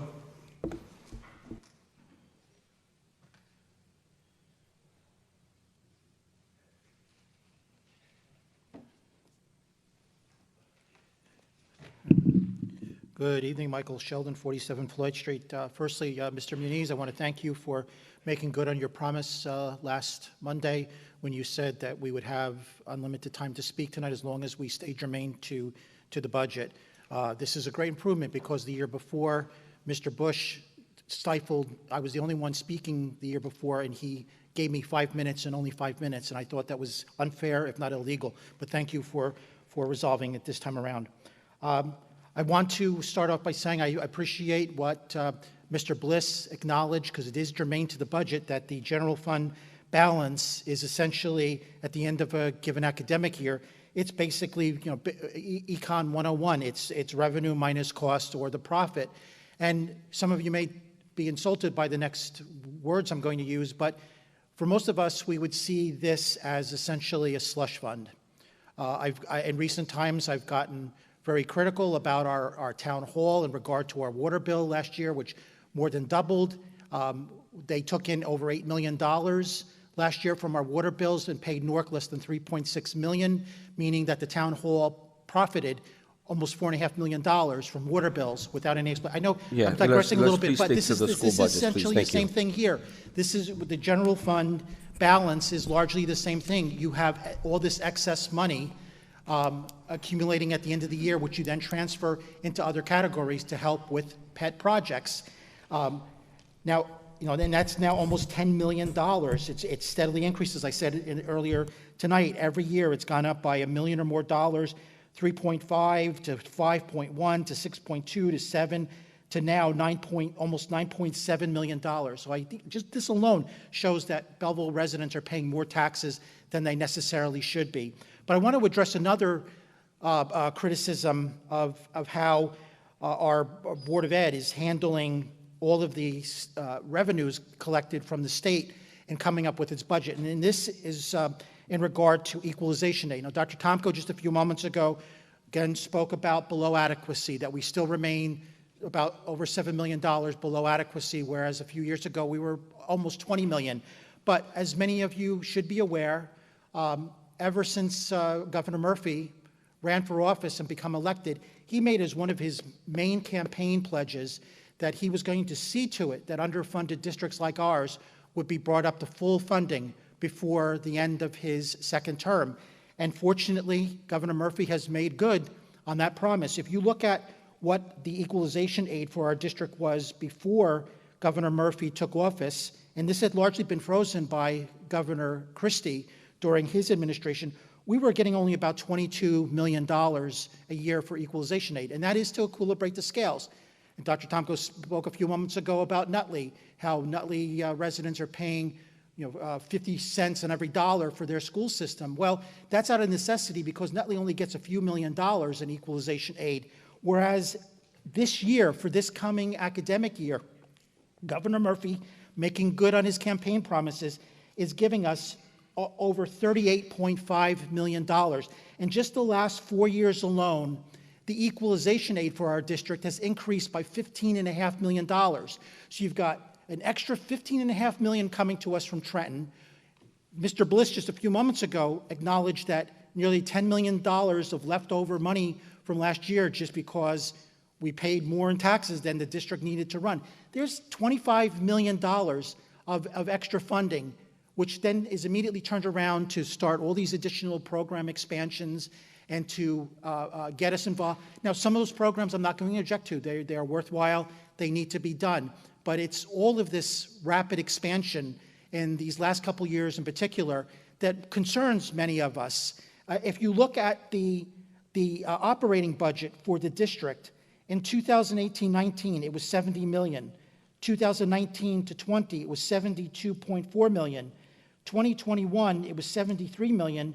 This current year, 82 million, and now next year proposed $90.3 million. So you've got this rapid inflation, this expansion that's taking place at breakneck speed. The equalization aid, when you listen to Governor Murphy's budget addresses each year, he is emphatic that the reason he's increasing the equalization aid to districts like ours is to see to it that Belleville residents have to pay less in local school taxes, not more. But despite all the additional money that Governor Murphy is pumping into Belleville to make it fairer for us and to give us a break, do we ever see a reduction in our school taxes? No. Every year, the same dog and pony show. Initially, you say $108, and then you go into closed session and you figure out, well, we can whittle a few dollars here and there. You come back with a double-digit increase, $97. During his address a few moments ago, Dr. Tomko was particularly critical of what happened in 2019 with the district's budget. 2019, Mr. Grolleman was board president. I was chair of the finance committee. When that budget was initially presented publicly and to the board, one of the line items in that budget was marked as real estate acquisition. And the number penciled in for that line item, $1 million. Now, as soon as I saw that, as well as Mr. Grolleman, we basically gagged and said, no way, not under our watch. We're not going to allow items like this. Can you keep it to this budget, please? I'm going to tie this in. But this is an example, as I argued last week during the workshop, which, by the way, I still maintain was not properly noticed. You never got back to me. Mr. Sheldon, this is a conversation about this budget. So just Right, try, well, it's supposed to be. As I said last week, I pointed out then and there multiple items which I feel, still believe, are padded. In particular, for example, the teachers, the salary item for grades 6 through 8. You look at the details, that particular line item for this coming academic year has been increased by about 11%, whereas the teacher's contract, which still runs through June 30th next year, calls for 3%, roughly 3% annual increases. So then and there is a situation where additional monies are being allocated without any real justification. And Dr. Tomko last week gave a lot of obfuscation where, oh, well, we need teachers coming to go to this area, but you have other budget items to take care of the teachers in those areas. There was no real explanation offered last week, and I doubt I'll get one tonight, why that particular line item alone for the teachers in grades 6 through 8 has to be increased by nearly 11%. So I was very curious about the projected population for our district next year, which, as you've advertised, you're projecting 5,450. Dr. Tomko at least answered that question at this stage by saying that you're expecting K through 12 to have a population of over 4,800, and I believe you said 580 students in our pre-K. So that would bring you to about 5,400, which answers that question. But we'll see come next October where the actual populations are. I'm going to make note of what was said tonight and compare that with what numbers are revealed come October 15th when the first population numbers have to be given to the DOE. Now, let me just give me 1 second here.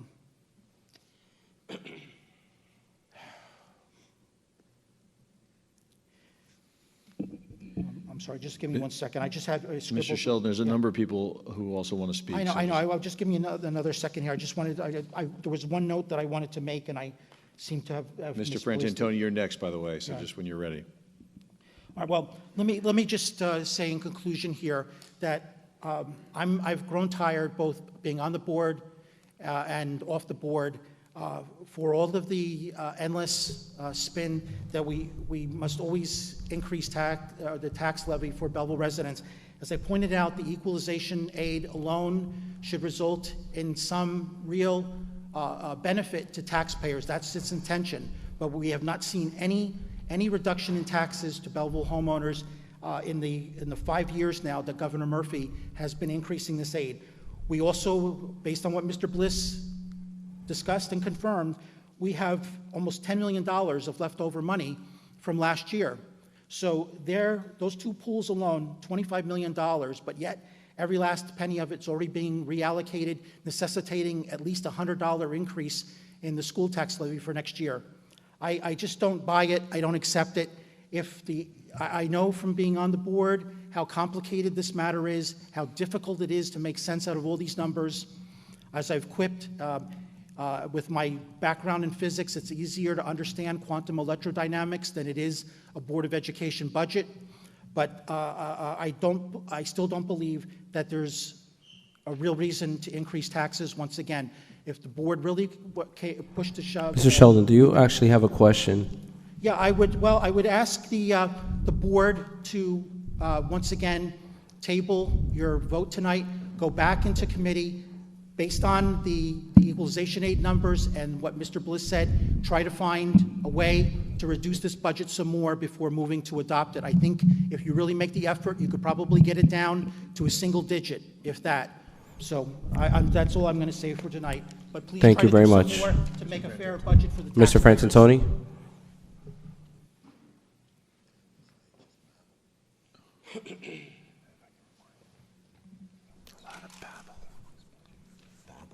Mr. Frantantoni, any questions you have specific to this budget? Or any comments, sir? Good evening, administrators and board members. Yeah, I'd first of all like to compliment Dr. Tomko on a budget presentation. I'm sorry, Mr. Frantantoni, could you speak into the mic a little bit? I can't hear you. I'd like to thank Dr. Tomko for his budget presentation. He's a good speaker. He could probably sell snowballs to Eskimos. Now, called transparency. That's what he said. But let's get something straight on this, on the budget, on the presentation. He's an eloquent speaker, but the truth has to be told. He makes a statement that what a poor, the middle school, it's in the center of town, there's no place to walk around. You know, like we're such a distressed town and all that. I don't know if he's ever been in Bloomfield. Bloomfield is on the main drag. The high school is sidewalk to sidewalk, not a single parking space for one car, let it walk around. So let's put things in perspective. You know, he likes to give these statements Again, about the budget. Mr. Frantantoni. This is what... That's Bloomfield, let's stick to Belleville. Well, then he must stick to Belleville too, instead of... These are the notes... Again, do you have any questions specific to the budget, sir? Yes, these are the notes that he said on the budget, which I'm responding to. Also, so most districts have higher municipal taxes and all. And here, we got the municipal much higher than the Board of Ed. What Dr. Tomko didn't tell everyone, we're a poor community. Our median family income is about $80,000, 1/3 of Dr. Tomko's salary. If we did, the reason we're getting all this aid is because of the low income of our residents and all. He didn't tell you that. Nutley's a more affluent town. That's why they get state aid. That's what state aid is based upon, unfortunately. Same way with the municipal. The municipal brags that we get the 4th highest amount of money from CDBG. Well, the other ones that are higher are Irvington, Newark, and Orange. That's because we're a poor community. If we didn't get this aid because of our poor people in town, our median tax wouldn't be $10,300, they'd be over $20,000. So when he uses that analogy, he's wrong, and he's not telling the truth. The people in Belleville are hurting with a family income of $80,000. Transparency. You know, we used to be able to ask questions at any public hearing, and we would be able to have a back and forth, and we had a limit, eight minutes, we had 10 minutes living, but we were able to converse with our public officials and our board members. In the last 7 years, I never heard a board member answer a single question. Back to the budget now. On the local tax levy on page 1, top of the line, it's $44,539,000. But then on page 5, line 60, is another from local taxes, $1,793,000. Can we get an explanation of those two figures?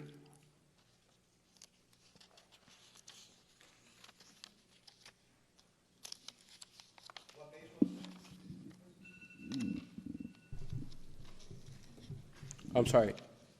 Keep going. You can continue with your question, sir. What? We're jotting your questions down so we can answer them. Okay, that's, again, we go back to the lovely transparency. Again, Mr. Frantantoni, the process is you have your time to speak. Once you're done speaking, your questions would then be answered to. And I've been in budget hearings, like I said, long before you were born, and we've been able to get an answer. Mr. Frantantoni, We you keep talking about transparency, and then you reference the fact that in the last 7 years, the board hasn't answered a single one of your questions. When the board answers your questions as soon as you're done. So as soon as you're done, if you have questions, please ask them, and the board will do everything they can to answer them, like we did before. Go ahead. Mr. Bush, we're saddled. They do not answer me Listen, here, so I can do you have any more rebuttal. questions about the budget? Because there's other people in the community that want to speak. They answer me Sir, after do you I have sit any other down. questions about the No. budget? Well, first of all, why don't you read the board things? You don't run the meetings. The Mr. president Frantantoni, runs the can you meetings. please continue You're your next supposed to question? answer when somebody asks you a legal question. Mr. And that's Frantantoni. it. You don't run the meetings, Mr. Bush. Now, can I get an answer? Well, there's two. Yes, you will get an answer as soon as you're things. done asking your question, sir. Transparency. You have another line on the total operating budget. You're saying it's increased 23.3%, $17 million over the last 2 years. Can we get an answer why that is so necessary, so outrageous when the governor and the state claims that we have budget caps of 2%, or I think this year might be 2.8% and all that. Why do we have such an astronomical increase in our budget? The debt service. Can I get an answer on that? We have 1.793 million for the, and what is that for? Is it just for the bond ordinance, the renovation of the school, which we spent over? Or what other debt do we have?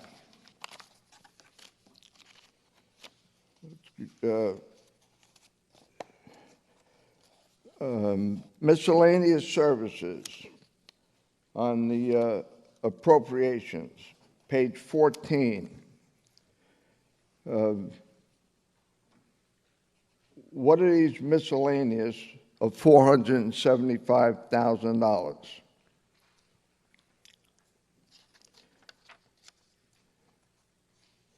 And I think I know the answer to this. Line 450, repayment of the loan.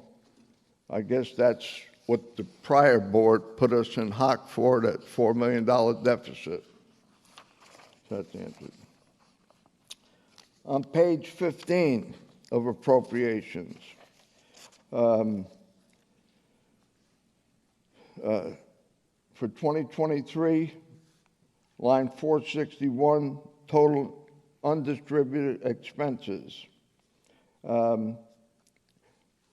and excuse me if I'm using the word, because these are abbreviations. I don't know what the actual finished word is there. But it's $6 million, a little over $6 million, and it says 2 new administration, I guess, addition of new office personnel, and moving around of staff. I want to know why it's additional personnel, $6 million. Line 461, I'd like to get an answer on that also. Line 475, other purchase services, $365,000. Can I get an explanation of what we're paying for $365,000? Page 16, line 490, rental of land and buildings. And other than LEA, I guess that means leases. Other than, if that's the word, LEA, and that's it, if I'm assuming that says leases. And the total is $1.64 million. I want to know exactly what leases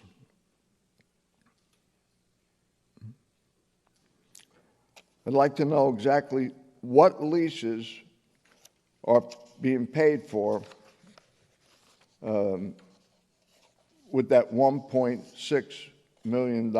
I'm sorry, it's $2,090,000, an increase of $1.64 million. So I'd like to know what that $2 million, which leases, and the amount of each lease on there. I got about 3 or 4 others, but knowing you're probably not going to even answer those, I'll wait and see. And I just want to tell this Board of Ed trustees, we've had in the past, years ago, we had some knowledgeable trustees that they would answer the questions. If I would ask the question, we had a nice dialogue. And there were some trustees who really knew the budget, would raise their hand and answer the citizens' questions.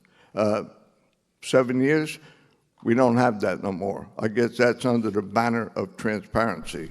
So I have all these things written down. I just gave you my, let's see if I can get an answer Thank you very on much, each and every one of them. Mr. Frantantoni. Mr. Palladino, can you transparently answer Mr. Frantantoni, please? Sure, I'll be as transparent as possible. To get the first question, you had the tax levy of $44 million. The second number you mentioned is your debt service. To follow up, you had asked a question about the debt service. That's on the referendum that was passed a couple of years ago. You asked a couple of questions about the miscellaneous services and the other purchase services. That was some of the stuff the auditors had us move around that were in different lines from prior audits. To answer your question on the repayment of loan, the $416,243, yes, that's because of the deficit. The rental of land in the buildings, the $2 million, that's for the bond payment upcoming with the town to revitalize the middle school area, the athletic facility. The $2 million is number 1 for the bond payment, number 2, the athletic facility on Cortlandt, number 3, the 2 office spaces on Union Ave, and then the St. Peter's parking lot where the buses currently are. That line, as we mentioned last week, when I finalize the budget tomorrow, will be reduced by $500,000 as Mr. Frantantoni. that's all preschool education money that's been stated numerous times in board meetings. No. That's in 2218. Can I just say this again, Mr. Frantantoni? You were at the microphone. You asked your questions. Please let him answer them. You have other people in this community. This is the first public comment session of the night. You've got 3 more people who want to speak on this section. We have 2 more sessions. It's getting late. Please just let him finish. This is not a back and forth dialogue. My Okay, go ahead, sir. Mr. Palladino, go ahead. Go. It has nothing to do with anyone staying up late. It's just that it's getting late. It's not just us. It's also people in the community. It's also people watching from home. There's a lot of matters besides just this one that have to be addressed in this meeting. The board hasn't even had a chance to vote yet. Go ahead, Mr. Palladino. All right, so the preschool funds are on page 35 and 36. If you go midway through page 35 to pretty much all of page 36, that's all the preschool education aid money. And then to finish my comment on the rental of the lands, as we mentioned during the budget workshop last week, that line tomorrow when I finalize the budget with the DOE will be reduced by about $500,000. As Dr. Tomko mentioned in his presentation, we're going to move $500,000 into judgments because some of the lawsuits that we're expecting to be coming up this year. Is that got all your questions? Okay. Mr. Jeff Mattingly?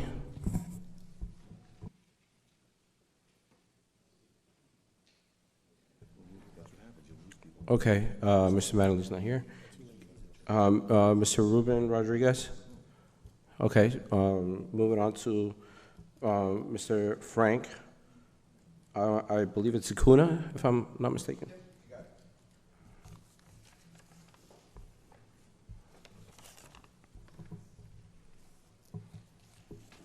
Good evening. Just so I have understanding, I signed up for 3 different sheets. I'm sorry? I signed up for 3 different sheets, one for 5 minutes, one for 3, one for 3. Correct. So you did 3 sheets tonight. Yes. The first sheet is for the budget portion, Okay. which So is this what one we're now. on right now, specifically on our budget. Okay. Then we have 2 other sessions, which will be a 3-minute portion to discuss items on the agenda, and then the final portion will be the 5-minute towards the end for anything you'd like to discuss.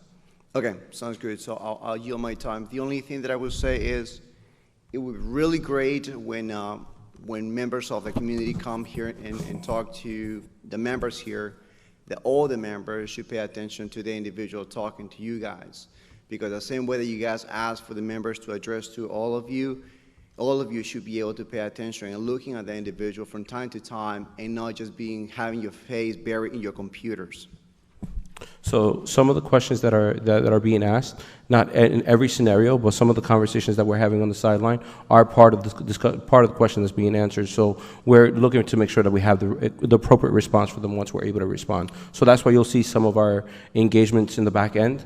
That's where everything that we're doing is staying on top of with what's going on right now. Okay. No, I'm not talking about like side talks, but yes, throughout the Correct. Like I said, any notice- conversations happening here right now, I promise you have everything to do with what we're doing right now. Just letting you know what I'm noticing. Some individuals just keep looking down at the computers and just doing something else. Maybe. I don't know. So just so you know, some of us have the agenda, just to enlighten you, because this is my first time really actually seeing you here.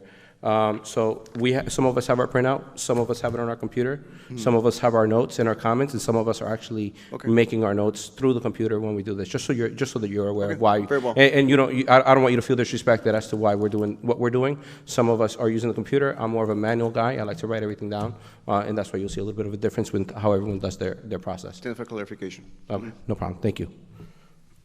May I have a motion to close public participation? Motion. Strictly for the budget meeting, please. Budget portion. Motion. Second. All in favor? Aye. Any opposed? Okay.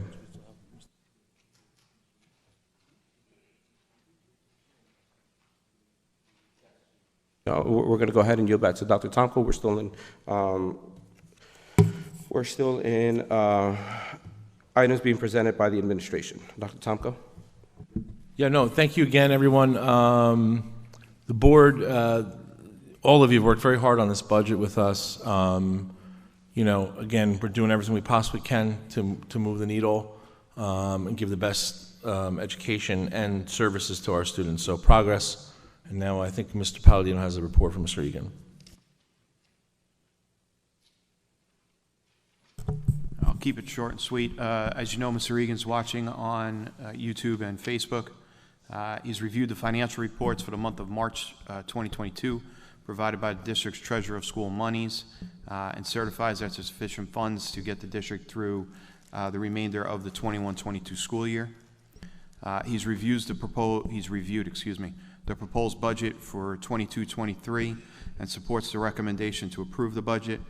He's also reviewed the recommended changes made by the Finance Committee. He supports the changes they made and compliments them on their due diligence.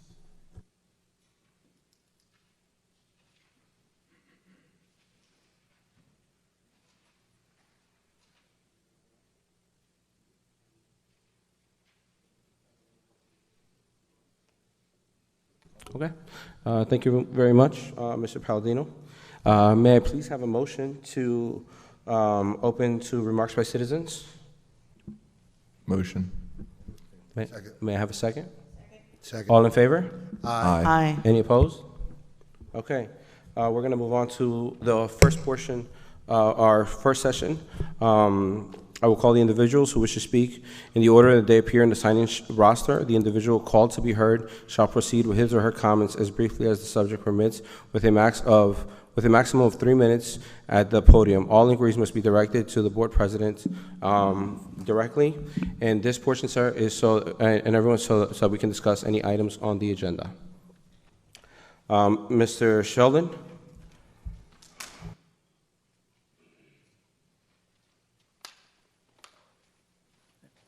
Before you start the timer, I think someone, whoops, sorry, this gentleman may have left some material. I just wanted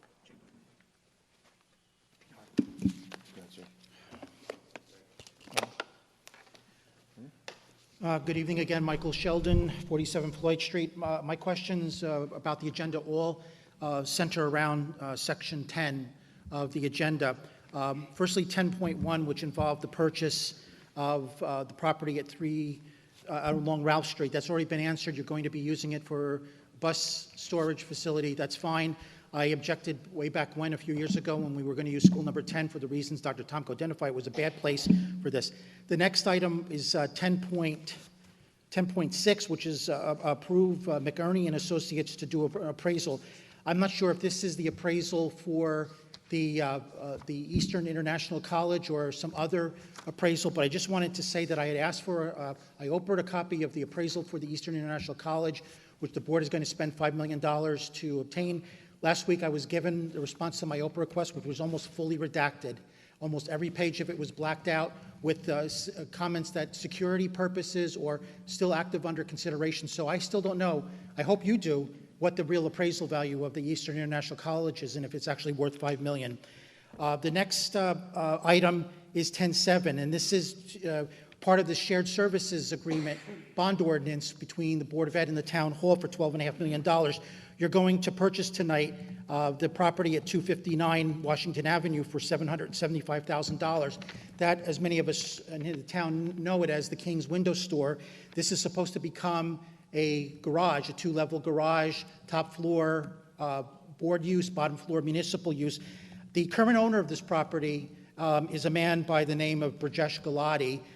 Last year, he had over the last few years, he kept submitting new site plans to develop the property for residential purposes with retail, one of these mixed-use things. He kept getting denied because there wasn't enough space. Mr. Galati first appeared in Belleville back in March of 2019 before the zoning board. I was a member of the zoning board for 7 years. He was listed as one of the 50% owners for the Whiskey Priest application on Union Avenue. The interesting thing there was that there were multiple 50% owners. I still don't know how to do that math, but Mr. Galati was one of them. As far as the bond situation is to pay for this property. Oh, by the way, Mr. Galati was selling the property as of late last year. He had it listed once again, which is kind of the subject of why the Bush Law Group and Mr. Tomko and I will be in Superior Court this Friday as the board, again, tries to sue me into silence. But Mr. Galati had put this property back on the market again last year for $1.1 million, publicly listed. I've been following this group's motion every step of the way since they first appeared in March of 2019. This will all have a proper airing in court, hopefully. But he wanted $1.1 million for it, so since you're getting it for $775,000, job well done. You guess you saved the taxpayers a few dollars in the process. So my time is up, obviously. Thank you.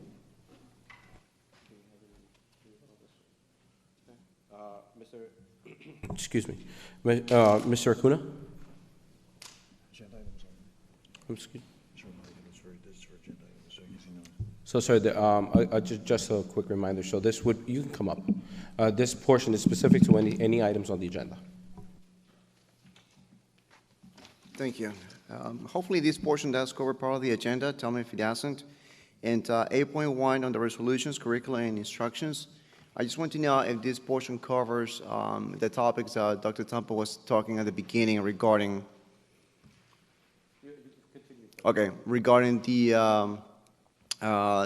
courses and type of instructions that kids K to 10, I think, is going to be learning about sexual education. Is that part of this curriculum portion that you were talking about? So, if you don't mind, just, you can ask all your questions and we'll answer them for you at the end. Okay, I just wanted to make sure that it fell within the Yes. curriculum to I cover it. I will definitely answer that for you. Okay, sounds great in that case. Okay, so I give a little thought of bringing material being distributed online from all the school meetings, right? So all these pictures of this sexual nature, but I thought about it, like, what's the point? By this point, everyone, well, a lot of people, I'm very confident I don't have to provide any illustration to make the following points. People who think... Sir, I'm sorry, I don't want to interrupt Yes. you. So, is anything that you're reading right now specifically to this agenda item Well, that's why I directly? asked Or if it fell would this have it's- been a response to the question that you have? What do you mean? So your, can we just? I do have a question following the statement, but like I said, I was asking if within that curriculum portion was the sexual education agenda that is being pushed. Correct. No, we understand your question. So we actually stopped a little bit of your time since I'm actually taking some of your time right now, to be fair to you. So once you ask your question, then we can definitely answer that question for you. In this case, just because we're kind of getting used to this process, the question that you're asking right now, the answer is no. This portion of the curriculum is not speaking on any of this. That'll be something that we do moving forward. But again, I just want to extend the courtesy, since this is, you kind of learning the process, but ask your question, we'll answer your question towards the end. We can continue his time. Sorry, sir, the topic that you're talking about is not on the agenda. So this Correct. is just for matters on the agenda. Just because it falls under curriculum, if there were a specific matter as to a policy that you had a concern with, then you would address it now. But if this is a general concern about the way we're teaching our kids, which is super, we've seen as a lot of this. Right. But we want to hear from that in your 5-minute portion, which would be the last. Correct. So on the next one? Yes. Yes, on the next one, you can read that Okay. statement if you, yes. Then I'll wait for the next one, that's fine. We can Okay, we can okay, move great. along. Great, no, thank you. Again, I hope everybody doesn't mind. I just want to make sure that he understands the process. Anyone coming here, want to make sure that they know and they're not surprised moving forward. We have next coming up, Mr. Vincent Frantantoni. Sir.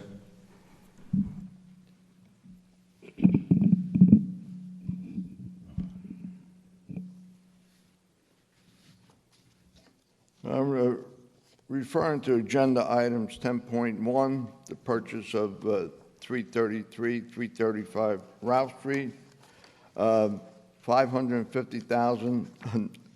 Another example of how money just appears out of nowhere, Purchasing the property at 259 Washington at $775,000. Where does this come from, all right?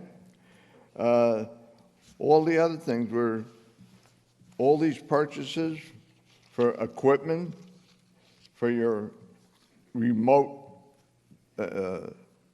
exercise facility and all that, there's no line item in previous budgets. So what you're doing, and this is the experience I said when we cut the budget, we found that illegally you're padding different accounts. And that's how you wind up with all this money. But the point is here, on tonight's agenda, you got, well, first, let me go back something. Your 10.21, approved the district to lease the property of 5456 Ralph Street. How much is this lease costing us again? We're making Mr. Dorso richer almost every month. So we got almost $2 million here of purchasing property and purchasing equipment and setting up programs, bypassing the voters. Never gave the voters approval to vote on this, like you did with the referendum. This is all padding different line items and then having surpluses in them. For example, I asked a question, $400,000 for the restaurant on Dow Street you were going to do. It stated it came from a surplus in the food service program. What happened? Can someone tell me tonight, where did that $400,000 that wasn't spent for that purpose, where did that go in this in last year's budget? Did it just disappear in thin air? Or is that another slush fund that's being hidden somewhere in the name of quote unquote transparency? So there's $2 million, you know, it's unbelievable. Just bypass the voters.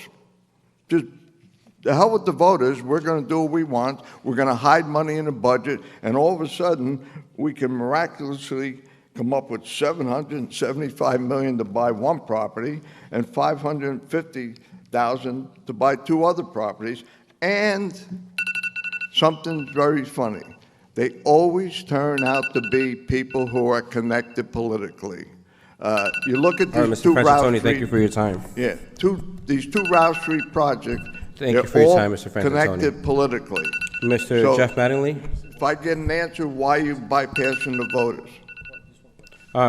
Okay. Yeah, I'm sorry, I just want to comment on something, because I think Mr. Frantantoni continually said this tonight, and I think you're defining transparency perfectly, because you keep talking about a slush fund, and we're hiding money, but you know exactly what we're spending the money on. When you hide money, or people hide money, usually nobody knows what's happening with it. So, you are defining transparency to a T. We're presenting the ability to make this place better, the ability to enhance the footprint. That's being transparent. A slush fund, which maybe it was different when you were on council or whatnot, when people were doing that, it's really not able to do that anymore. Back in the day, when I was a young administrator, we used to be able to buy all of our books with all of our capital reserve the year before, and you had all this money left over. That's a different story. That's not allowed anymore. You can't do that at all. You could only raise a budget a certain percentage. You could only carry a certain amount of surplus, a percentage. And again, if we were moving lines around and all that other stuff without approval by county or by a state monitor who's here, then I think your argument holds weight. The problem now is you continuously say this, which puts a bad light on not just the board, but Mr. Palladino's professionalism and myself. And I take offense that you keep saying that, simply because you've just stated everything that we are proposing to spend money on. So how is it hidden? It doesn't make any sense to me. So that's all. It's my turn to respond to you, because you asked for that. So again, you say it often, but you just defined transparency to a T. I didn't even know we were doing that good of a job until you just basically verbatim talked about all the projects that we put forward in this budget. So again, I really have to say, this is that rhetoric I've been talking about. Again, even you saying connected politically, I made a statement 11 times. There was not one property I looked at here that someone's not, quote unquote, connected to somebody else in Belleville. Not one property. Everybody knew somebody else who knew somebody, former council people, people from other towns that were former council people here or board members. I really couldn't believe all the places I looked at all these people. I don't care who owns what. If someone had was a prospector and had the ability to see the foresight that this property somewhere would be beneficial to anybody in the future, I wish I could have bought it. All right, and I think everybody in this room probably thinks the same thing. All of these projects, all of these issues, they've all been put to board committee. They been in front of the board, been in front of a monitor, been in front of the county BA, county superintendent's office. I don't know how else we could be transparent. So to even use the word slush fund is an insult, to be honest with you. And again, I think I think it deserves an apology, to be honest with you, because again, it's borderline libelous, and I just don't think it's necessary because, and I appreciate you defining what transparency was tonight. So again, I mean, I don't know what else to say about that. What line item appropriated that $775,000? Can I have the next speaker, please, Mr. Mattingly? Mr. Ruben Rodriguez.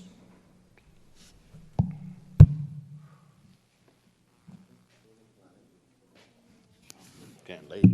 Ruben Rodriguez, Cedar Hill Avenue. I have one question. The agenda is really hard to look at on a cell phone, FYI. That board docs or whatever, it's horrible. It doesn't link. That's just neither here nor there, but that's why I'm asking this. 9.7, approve the following policy and regulations. Can you just kind of run down what some of those policies are? And the one I was able to read is about surveys for the children, and it says something, I'm sorry, again, it's in legalese, so one of the things says all the things we can't ask the children about unless it pertains to the curriculum. So it kind of says you can't ask them, but you kind of can. So if you could just go over those few policies and just let the people know what those policies are so nothing gets slipped in without us knowing, I'd appreciate it. Yes, please, Dr. Tom. Okay, thank you, Mr. Rodriguez.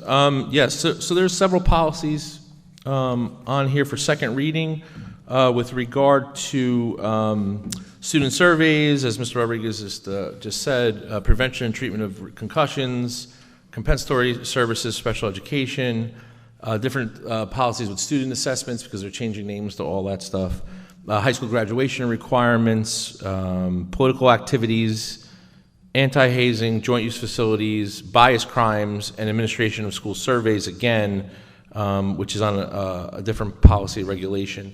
All of these are mandated policies. I believe they're all mandated except use of facilities, meaning that the state makes mandatory changes and we just have to adopt them. There are some spots for options, but not many of these had it. So for your question on yours for the surveys and analyses, basically, this provides the board, through this adoption, provides me with the ability to oversee any surveys that students may fill out. Not anything that comes down from the state. That's usually something that's mandated or whatnot, but certain things with regard to people doing research, et cetera, that's not allowed without board permission. You can't ask certain issues. We don't really allow any students to take surveys here anyway without parent permission. So that's really basically it. I mean, examinations and whatnot, sometimes that also deals with physical examinations, meaning sometimes students get checked for, pediculosis, which is head lice. Those are different policies. Those are kind of combined. So the main thing with these policy updates is that, there's always parental involvement because they are under 18 with the surveys. So unless it comes from a state assessment, meaning there's a few questions on a state assessment, which you also have the ability to opt out of that. So that's it. But if you want to read them, they're on public content, and if anybody has any questions, they can ask me throughout the week or whatever. Thank you. Thank you. May I have a motion to close public participation? Motion. Second. All in favor? Aye. Any opposed? Is there any motions to be presented by the members? Yeah, Louis? Yes. Just to be clear where we were from the last meeting to now, I wanted to make a motion that the board waive the second reading of the policy number 5511, the dress and grooming policy, until the next meeting, which is scheduled for May 16th. Can I have a motion? Second. Motion. Second. All in favor? Aye. Aye. Any opposed? Thank you. Moving on to personnel. May I have a motion on 7.1 to 7:35?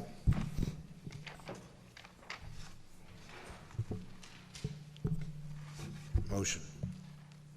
Second. All in favor? Aye. Any, I'm sorry, Mr. Palladino, please call the roll on this.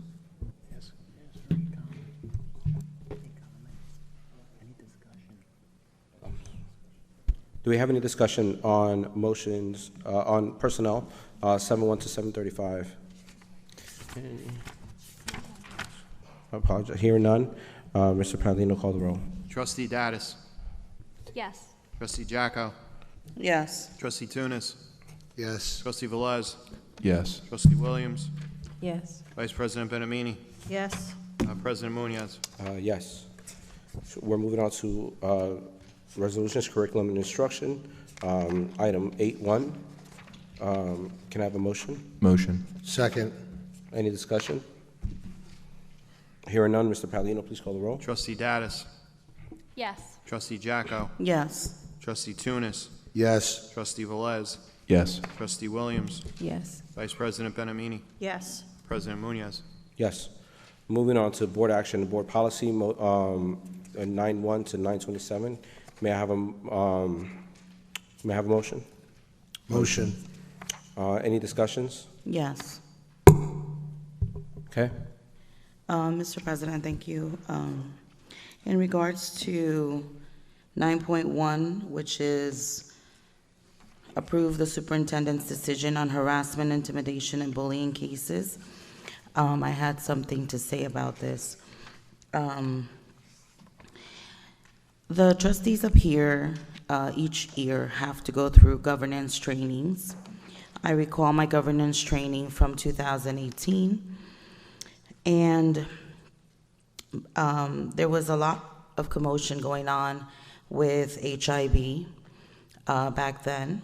I know that the main issue I pointed out during my governance training, which was in person in Princeton, New Jersey, was the fact that the student already pays the consequence after initially being accused of harassment, intimidation, or bullying, which I had pointed out to the trainer at that time, which was an attorney. And I said, so we are in a country where we're guilty before Ms. Jacko, I'm sorry, are you speaking of a specific instance? No situation, no. No. Okay, thank you. It's a general comment, yeah. So I had said to the attorney, you have 10 days for the investigator to give a report of the student, which is the findings of whether that child did in fact or did not commit harassment, intimidation, or bullying. But yet, if they were, for example, whatever the case may be, suspended for whatever action they did, the very next day they would be suspended. But the report, which is the findings of whether that student was guilty or not, would not come out till about the 10th day. And in some instances, the child could possibly be found not guilty of doing that HIB. So my biggest concern was that that student would already have paid the consequence and potentially lost class time, etc., without necessarily being guilty of committing that HIB action or violation. So I want to request at this time, I'm going to abstain from voting on 9.1 because I request that moving forward, we are assisting more so those students that are involved in any HIB cases for some more mediation, resolution, for more parent involvement, more teacher involvement, more school involvement to solve the situation from occurring again. I know that there's a lot of different fights occurring, not just Belleville-wise, but state-wise or nationally, and we want to be able to get the hands-on that is needed to help our students better themselves and help our students and our teachers work better with each other to actually really truly promote a safe environment. I know in our last board meeting last month, vandalism was mentioned that occurred in our Clearman field. So we cannot just simply suspend a child, expel a child, and think that the solution was simply that. Because at the end of the day, that student is still in our population. So we need to better service that student and find out what in fact is occurring. You know, we have a COVID pandemic that we went through for the last 2 years. We have a lot of social emotional concerns, not just for children, adults. Everyone's coping with different things. We do not know what's going on in their particular families. So I request that we further assist our student population and our teacher population, because our teachers are dealing with these situations also. In other school districts, it's worse than what we're dealing with. But so it's better to be able to assist more now before it gets worse. That's why I will be abstaining from that. I also wanted to make a comment regarding 9.3.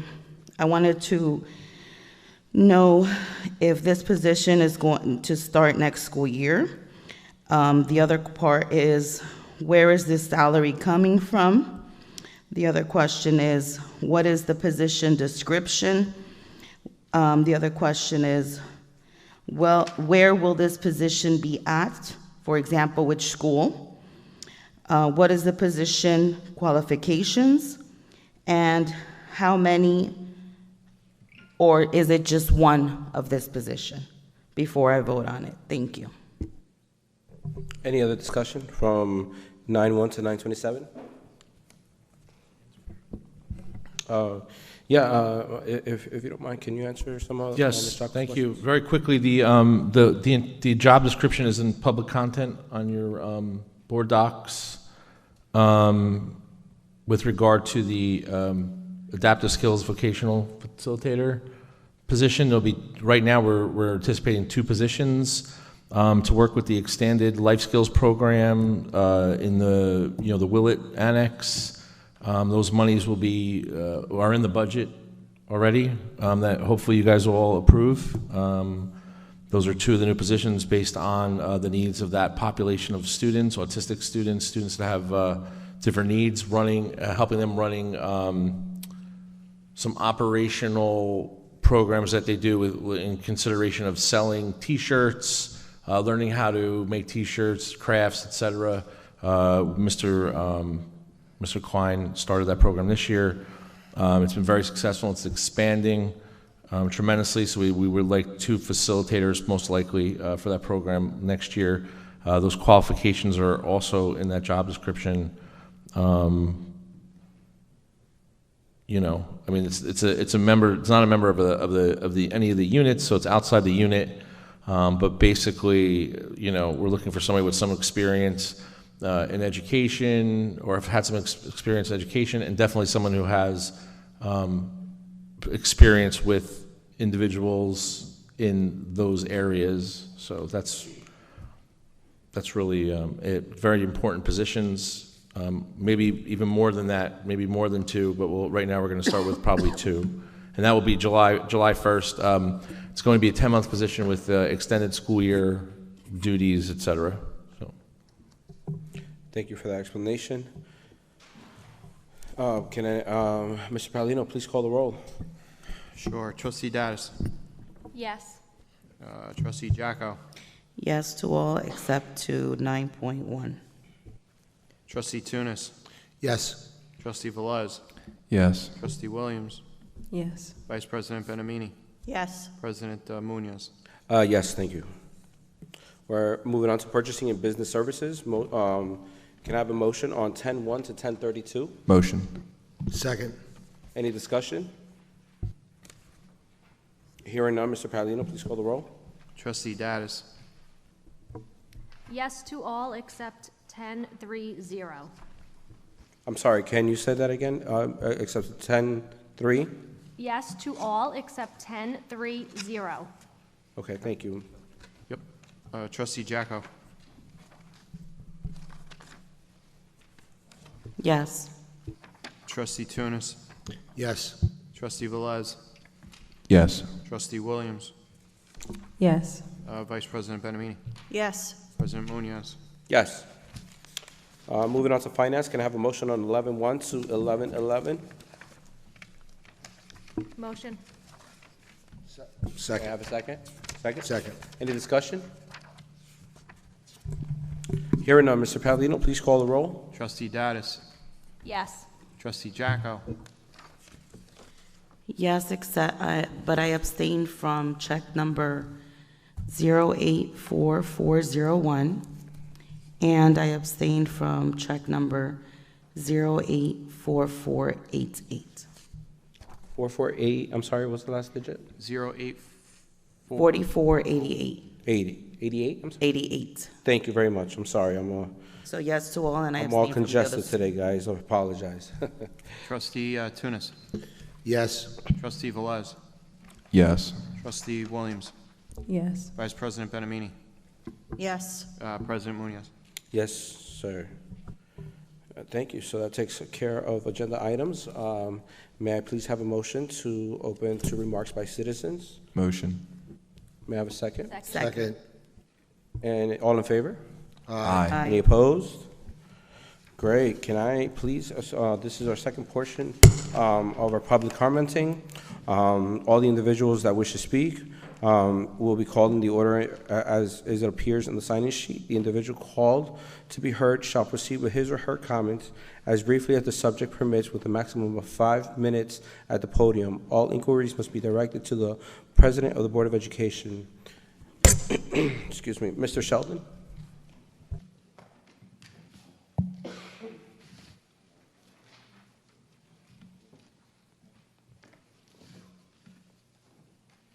Good evening again. It's not surprising that there wasn't a single peep out of anybody on the board about all of these financial items tonight, the budget, all the purchases, et cetera. It just doesn't give me a lot of confidence. I know what I recently posted on Facebook might be considered disparaging, but this current board is the normal power balance is supposed to be the trustees at the top and then the superintendent, but the power situation here is completely inverted, where you have a superintendent almost totally controlling the show and the board members relegated to that of just compliant rubber stamps. I made a comment that for all intent and purposes, you could replace the trustees with bobbleheads and you would scant know the difference in this community.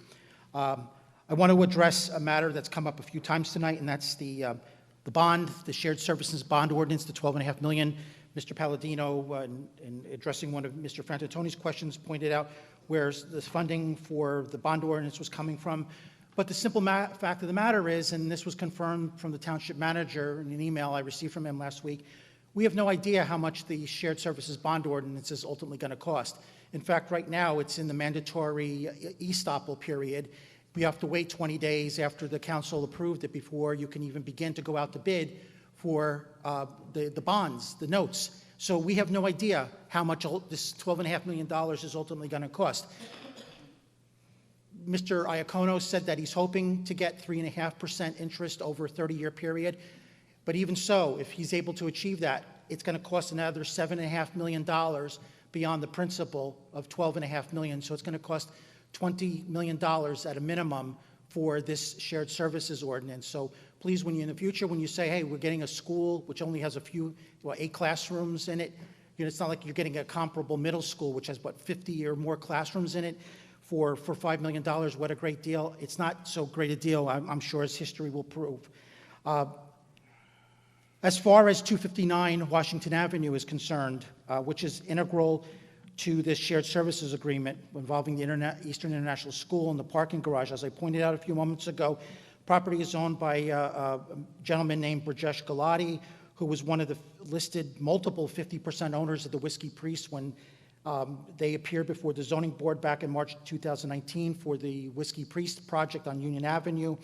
Mr. Galati had repeatedly, but especially last year, listed his property at 259 Washington Avenue for sale for $1.1 million. After failing over the last few years, he submitted at least 2 site plans to our construction office to develop the property into retail, residential with retail. Both plans were denied because of space limitations. There had been informal discussion over these last few years to possibly somehow manage to get that site next to the middle school and turn it into a pre-K building, but obviously that never came to fruition, and I think it's a blessing that it didn't, because as I had shared in informal discussions back in 2019 with Dr. Tomko, having a middle school at that location was terrible. having a pre-K school at Washington Avenue, which is a terrible decision, having little kids, 3- and 4-year-olds, attending a school along Washington Avenue, the busiest, dirtiest thoroughfare in our town, made absolutely no sense whatsoever.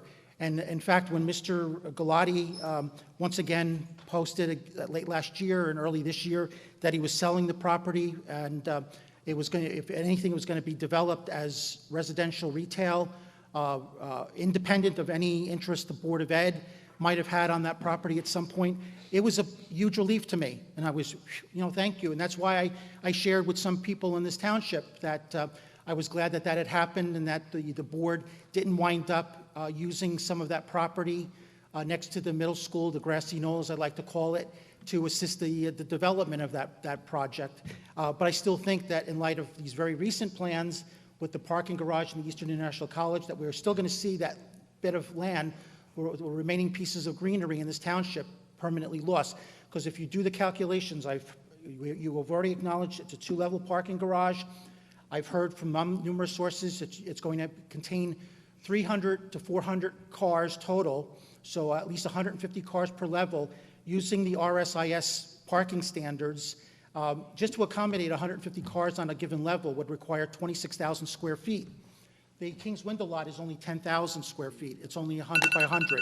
So there's no way you can fit that square peg into the round hole. So, Thank you for your comments. Yes. So, I'm trying to determine whether I want to respond to your first statement or not, because it's kind of a difficult conversation. probably not, because it's to- all under litigation right now, but it's going to be. Yeah, this will all so be- with that it'll said, all if it were to be under litigation, then you shouldn't have spoken on it. I just hope But that- let's, we're going to go ahead and move on. We're not going to have a dialogue, you and I. All right. Your All time right. is up. Thank you very Just much. that the 770,000 Thank you very much. for litigation might not be Thank enough you very to cover much. your cost this year. So like I said, I don't know if I should comment on that, but let's just err on the side of caution and say that it can't be spoken on, so I'll let the rubber stamp comment move. We'll move on from that. Dr. Tomko, if you have any responses for him. Yeah, I've been here, like I said, several years now, 7, to be, I've done nothing different. Mr. Sheldon was on the board for 3 years, head of finance. We talk about all these projects. He was the one that suggested we added lights to Clearman Field, all that stuff. So, I mean, there's a lot of things that we continue to do now that we did when he was on, but now it's different because he's not. So I hope that when the trustees do get a chance to comment, they can at least give this community clarity that, the amount of hours that they work for no money, it's volunteer, to get all these things on an agenda, committee meetings, committees of the whole, meetings before, text messages, everything that there is. It's never been a rubber stamp here. My job is to bring things to the board, which represents the community, and that's what I do. So, I mean, same thing when he was on and other board members before this board were on, nothing's been different. So, again, it's just interesting how when things are going great, people start to try to poke holes in everything, and that's, unfortunately, there's a faction of people in Belleville who love to do that. And you know what's the best thing I love about Belleville? The best thing about Belleville is that the kids, the parents, the teachers, the staff members, the administrators, and the board members that I've worked with very closely are very resilient and really push forward past those individuals. So that's really it. But again, nothing's been different for the 20 years I've been working. So, I mean, I don't know. Transparency is definitely key to this position. So, thank you.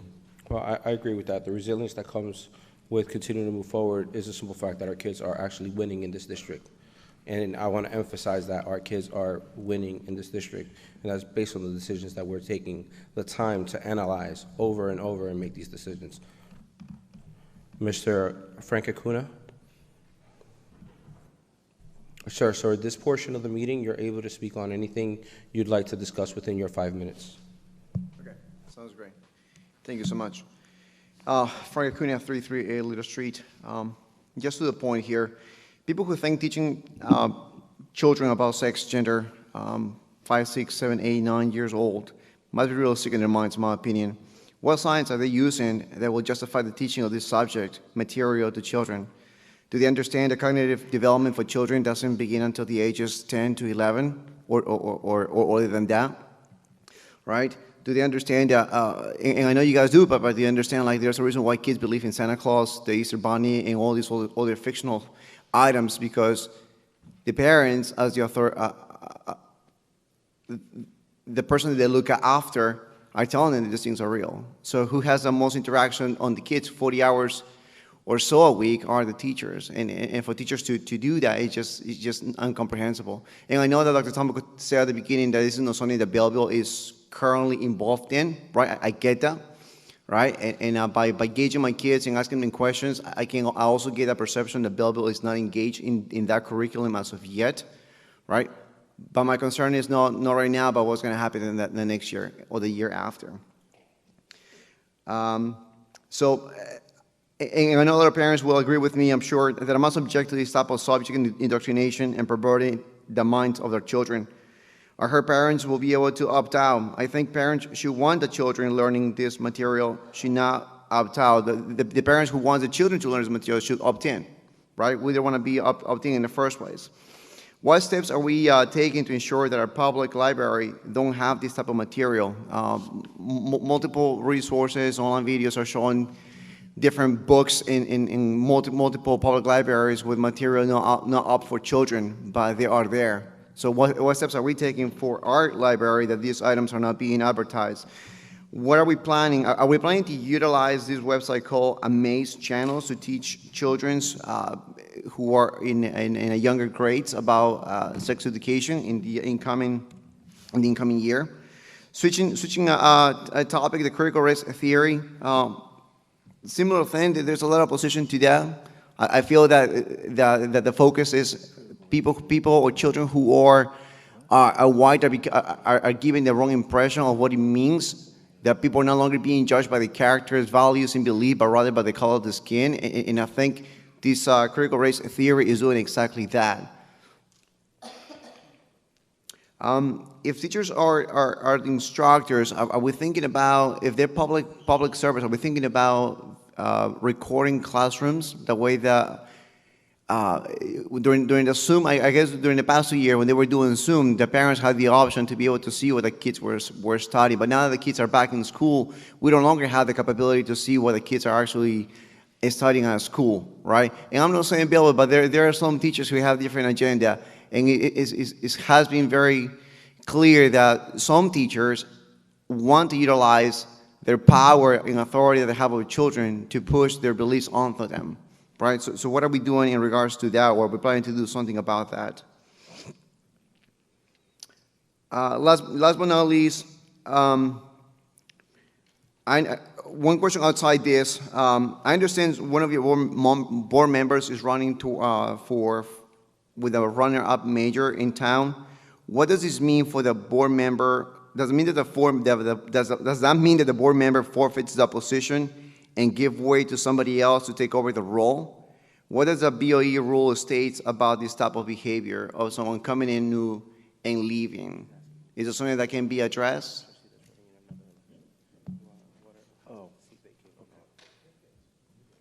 Is that all, sir? All right, well, thank you very much. Dr. Tomko, if you could answer his question. Yes, sir.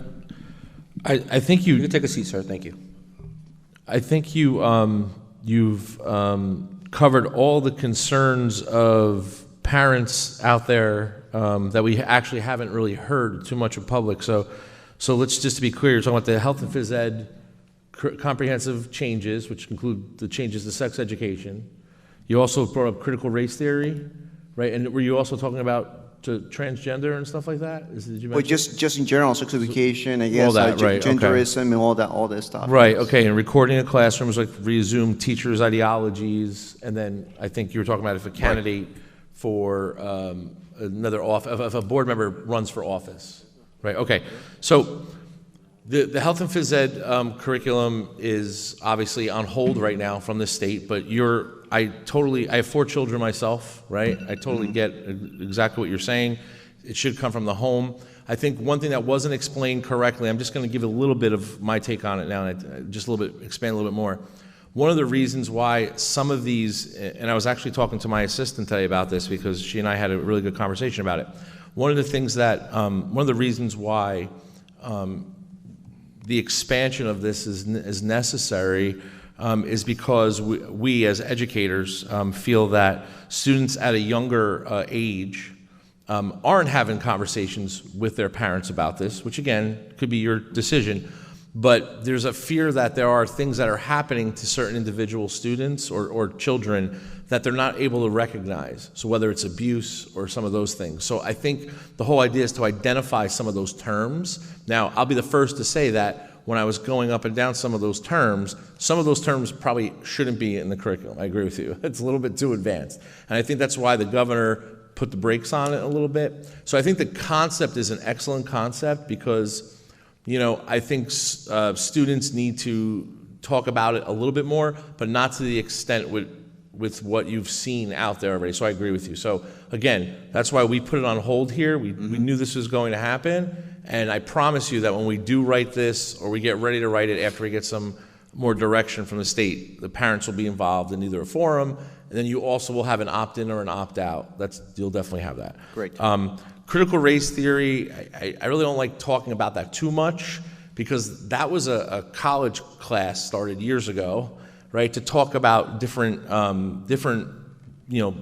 issues that collectively occur with racism. It's not about groups of people, which people think it is. It's not really about that. I think people spin it a lot. It's really about systematic racism and how there's different systems in our government that tend to be systematically racist. That's really what that's about.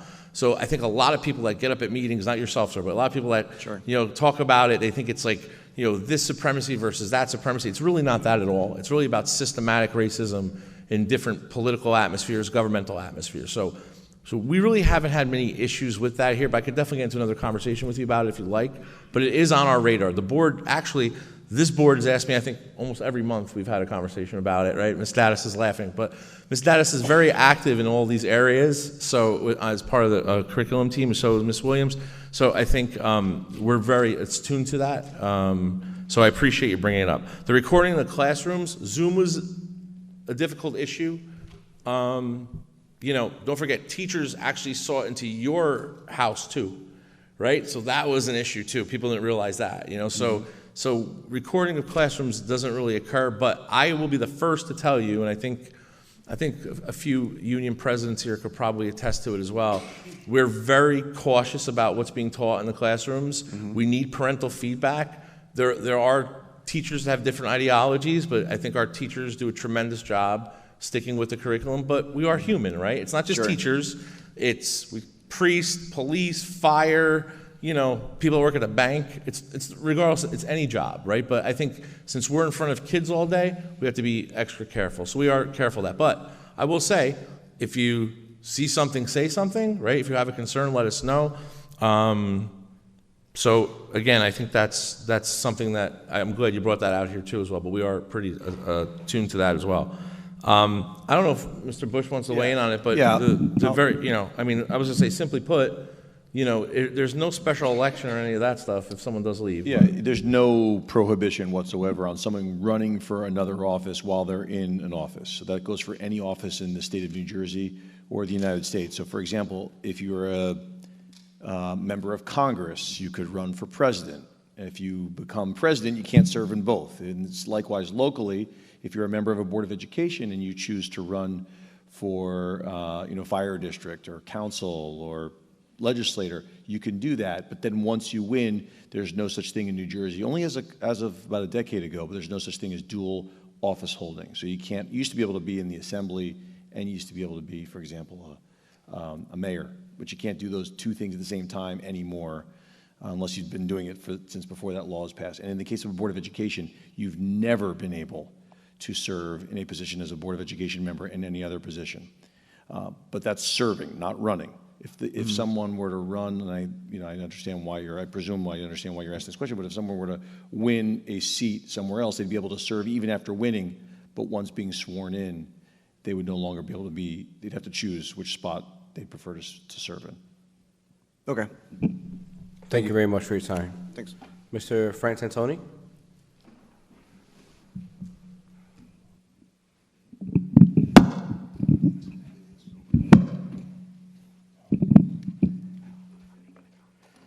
Well, first I'd like to thank Trustee Jocko for questioning that position there, because a few months ago, beginning of the agenda, you create a new position, and then later on, same night, a couple of lines later, you hired a person for that position. So I was wondering, was that posted and was it advertised? And you just created a position, and turns out it was a friend of the mayor's, but thank you for bringing that up.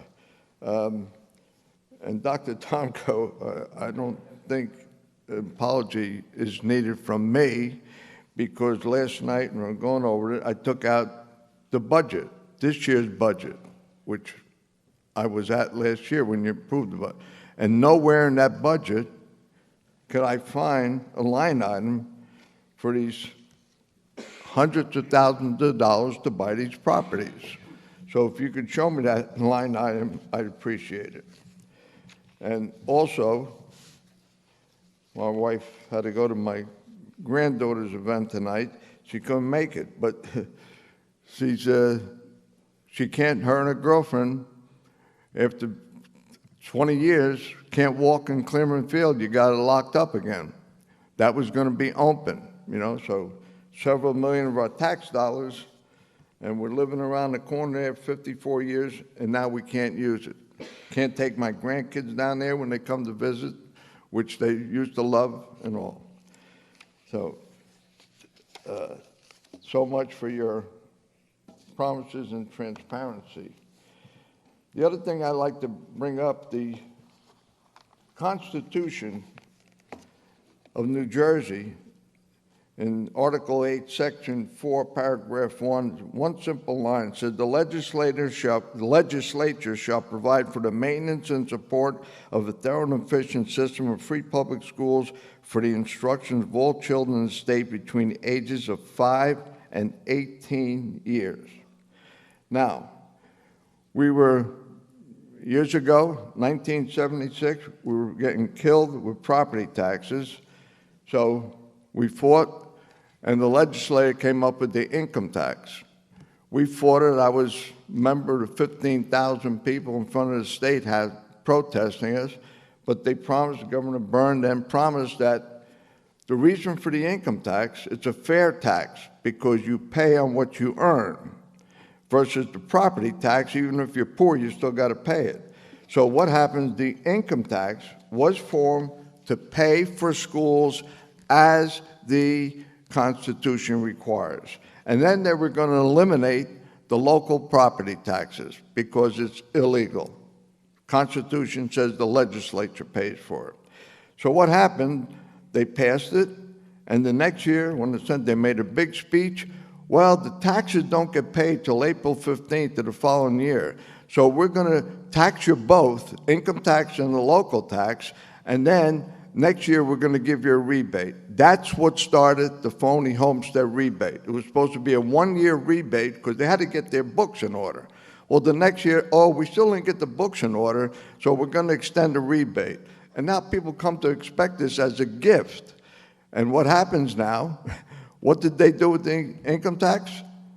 It doesn't go, it's every other thing, and like the lottery. Before Christie got out of office, that money was supposed to pay for seniors and schools, but he transfers it to the pensions, government employees' pensions. So someday we got to follow the Constitution. So all this money that we're spending on local taxes is unconstitutional. And we had two groups. I was a member of the United Taxpayers in New Jersey and Hands Across New Jersey, and this is how we got this done. Going and the legislative hearings, Senate and Assembly, and get them to pass the income tax. We didn't want the income tax, but when they said it was to pay for schools, and now we got both, and expenses are going through the roof. So maybe some of you should study history a little bit, and we got to pull in the belt strings. It's getting crazy with this thing. New Jersey, unfortunately, has the distinction of being the highest tax state, and we're not getting our money's worth. And once again, I refer you to Dr. Tomko's presentation on the test scores, they're abysmal, and he apologized and he was going to do better.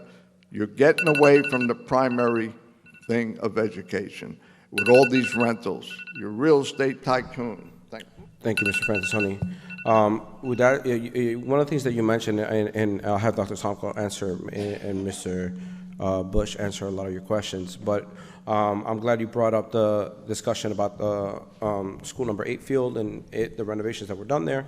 As we mentioned in previous meetings that we've had before, we've had issues of vandalism in that space, which caused us to now close the fields once there's no longer any supervision from any one of our staff in that space. So that's something that just happened within the last 30 days, and it's a situation that's it's been bugging us as well. We've been trying to find a solution for it as well. I live right down the street from the school myself, so my kids want to be there and they want to play as well. So I definitely understand your granddaughter's feelings about getting there and not being able to come in. So one of the solutions that we came up with as a board is that we're going to make sure that all of our facilities, currently our facilities are school number 7 as well as school number 8. And one of the things that we're going to start doing immediately is we're going to start patrolling those spaces with our vehicles, and we're going to make sure that those spaces are open within the time frames that it's allotted.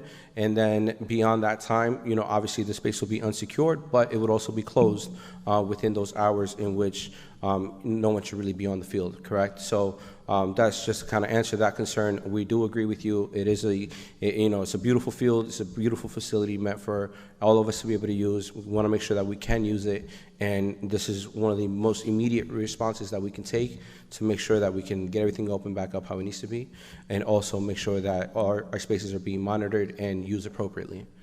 Dr. Tomko? Yeah, thank you, through the chair. Just to kind of first piggyback on that, we recognize that opening up these spaces, our students really needed a place to, congregate, get back out of post-COVID. I don't think we expected some of the things we expected, and unfortunately there's a small group of children right now that are vandalizing, and our principals are doing a great job identifying and taking care of those students with discipline, et cetera, and paying back for the vandalism. We've also had an issue recently at School 7 at the playground, which I really didn't anticipate, but the board and I talked about that today with regard to taking care of that and having our high school principal put an administrator out there, maybe and sweep prior to leaving. But those are some concerns. We don't want to just kind of fence it off, but we have to rectify some of this. So that's the easy sell there. Just to go through some of those, and maybe it seems like you're confused a little bit, Mr. Frantoni, on some of the budget stuff. So maybe I could go over that, and maybe Mr. Palladino can confirm it too, get your confusion rectified. But first, I don't remember ever apologizing for test scores. I don't apologize for test scores. I don't think there's any kid on the planet who sits down for a test and says, I want to do the worst I can today. I don't think that's it. I've always said that we need to do better, but it's not an apology. I think everybody comes to work every day here to do what they need to do.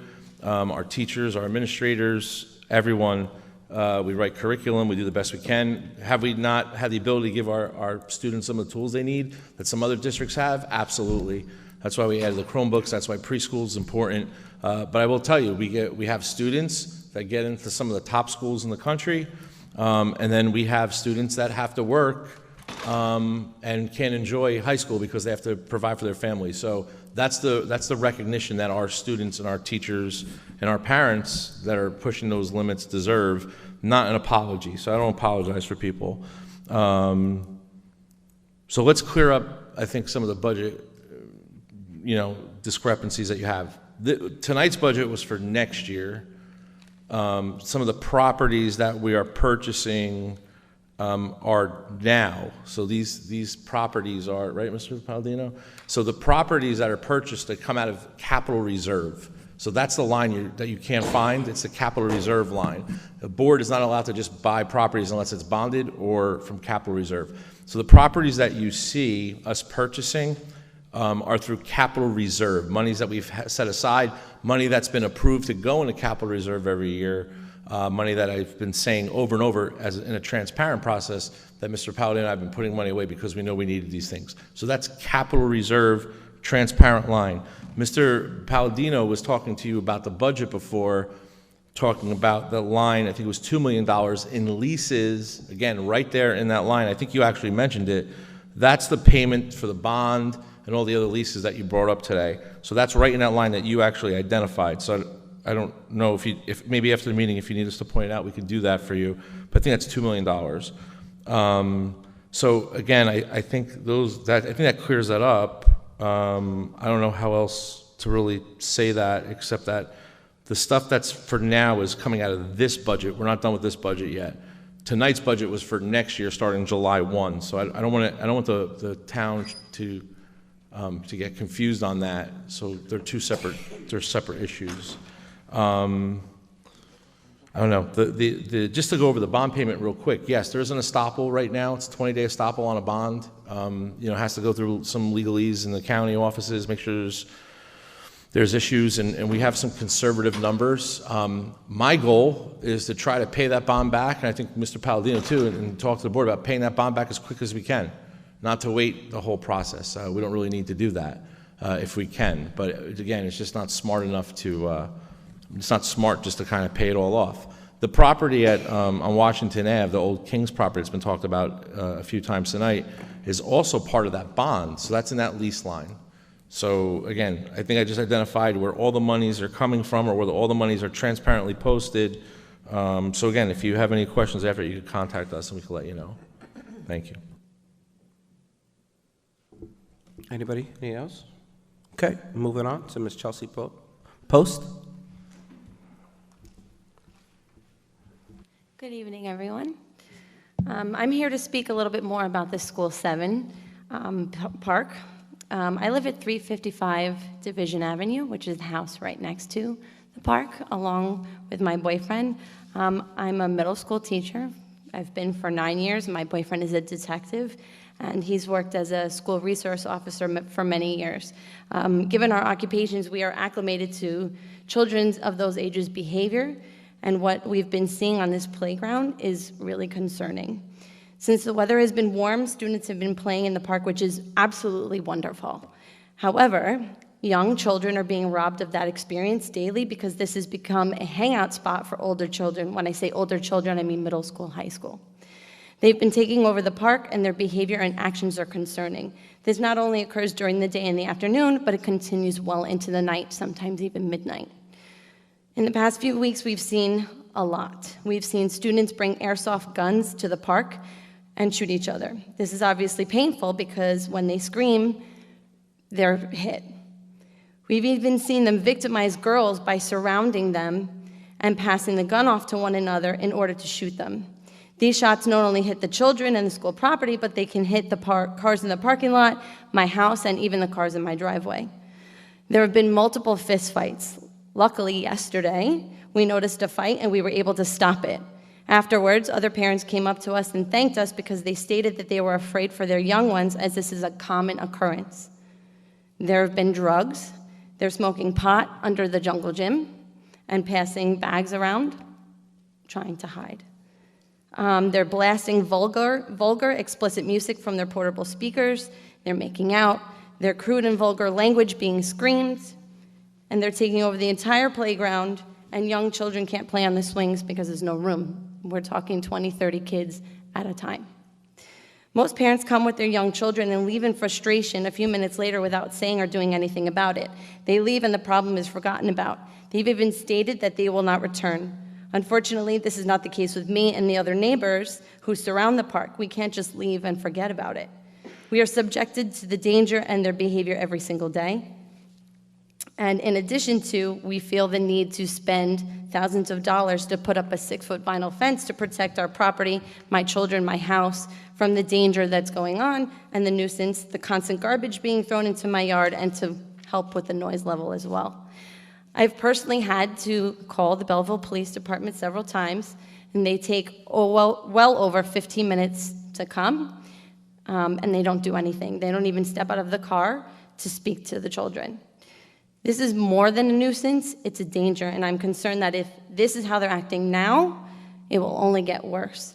We need to be proactive and try to prevent that from happening before it's too late. I know there's a sign that says there are cameras watching, please supervise your children, but unfortunately that has not proven to be enough. So I guess my question is a little more explanation as to what we can do or what the community, you guys can do to rectify this a little more. Thank you. Thank you. That kind of falls into what I was speaking about earlier.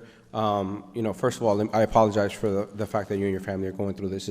I can just imagine how difficult this could be. One of the things that we hope will give us a quick response is to make sure that we have our safety patrol vehicle will be dedicated to these 2 spaces specifically, and making sure that things that are happening within those spaces are for what they're meant to be. One of the discussions that we're having is actually finishing the process of closing these parks completely with the intention to secure them when they're no longer open to the public within the hours and the parameters that allow for that, right? So that's one of the things that we're discussing as well. That'll solve a lot of the issues that may come from overnight. Anything beyond that would be considered trespassing, correct? So, but it is a sensitive topic. It is a real thing that we need to address. I also feel for our older kids in the same scenario because, we're trying to find ways to create more spaces for them as well. A lot of the fields and parks are geared towards our younger population, and we're also actively looking for ways to give them an area of outlet as well. So I do empathize with what you're saying, and we are very actively looking for a way to bring some solutions forward. Dr. Tomko, would you like to say anything on? No, again, our high school principal's here. He's looking at me right now, so I'm sure that we're going to get some movement on it as soon as the meeting's over, and his team's here too. So, I do have some other suggestions that we can make, but I think it's going to be a little bit of a process to make sure we stop this from happening. Again, one of the things that and I know the board wants to open up to everyone, but some of these parks are age appropriate, right? So the high school kids probably shouldn't be in that park. So that could be something. I'm going to be talking with the chief this week, so I'll mention the response time too for you. But thank you for bringing it to our attention, though. And please just keep me updated. Email me or call me directly if even if it's you call the police that night. Just send me an email. I call the police again, just so I can kind of look at our cameras and we can get on it too. So thank you very much. Thank you, Ruben Rodriguez.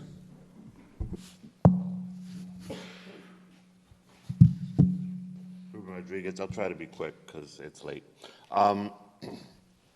One question I have, are parents allowed to opt their children out of the state testing? That's one question. And then my other thing that I wanted to say in regards to the new curriculum, I'm not going to get very into it now, Dr. Tomko, because I feel like it's COVID 2.0, where we would get these are the rules, and then 2 weeks later we'd make a plan, and a month later the rules changed again, and we were chasing our tails. What I would ask you to do, and instead of, I know some of you have wanted to sign on with Senator Goppel, who has a bill that says that they'll tell the parents what's going on before they do it. Let's cut the head off at the snake. We need to go to Senator Ruiz and cut this out. She is a friend of Belleville. She has no problem coming and hanging out in Sandy Lane every time she wants to photo op because she can't go to any of her schools in Newark where they have a 5% math proficiency. So she comes to our schools to show off, and then she's gonna, let's be honest, we need to go right to our own senator of our own town and talk to her. A lot of you are friends with her. She's here all the time. A lot of you have friendships with her. I know it. I see it. Let's, and I know we don't want to go after the administration. I know we get a lot of money from the town, and you could say we get money because we're an underprivileged town. If you look at the towns that got money and you look at the towns that didn't get money, they go right across party lines in the last election. And there's no, you could just look at Nutley as to why they didn't get money and we did. But yeah, that's all I got about that. Please let me know about the testing. I am curious about that because it has been causing a lot of anxiety to our children and undue stress. But that's it. Let's get, oh, yes, one last thing. Please, for the love of God, can we please send our emails in and ask these questions? Because I couldn't even kiss my kid goodnight tonight because she's in bed. I've been here 3.5 hours for a 3-minute question. You know, there's a meme that this is a meeting that could have been an email, and this actually could have just been an email. All right, so thank you very much. Have a good night. See you January. Just through the chair, real quick. Yes, thank you, Mr. Rodriguez. There is an opt-out for the testing, but I can get that to you. Unless it's changed, I have to look a little deeper, but we would have informed the parents of that. Mr. Rodriguez, I just want to say, I mean, you're obviously a proficient attender at these meetings, and I think the board really appreciates that. But there's certainly nothing that stops you from sending an email any time of day and any day to the board's administration or the board members. I know you wanted to address publicly, but other questions that you don't necessarily need publicly, you can, at any time. You don't have to wait, you know, once a month or twice a month or whenever a meeting may occur in any given period. Okay, sir?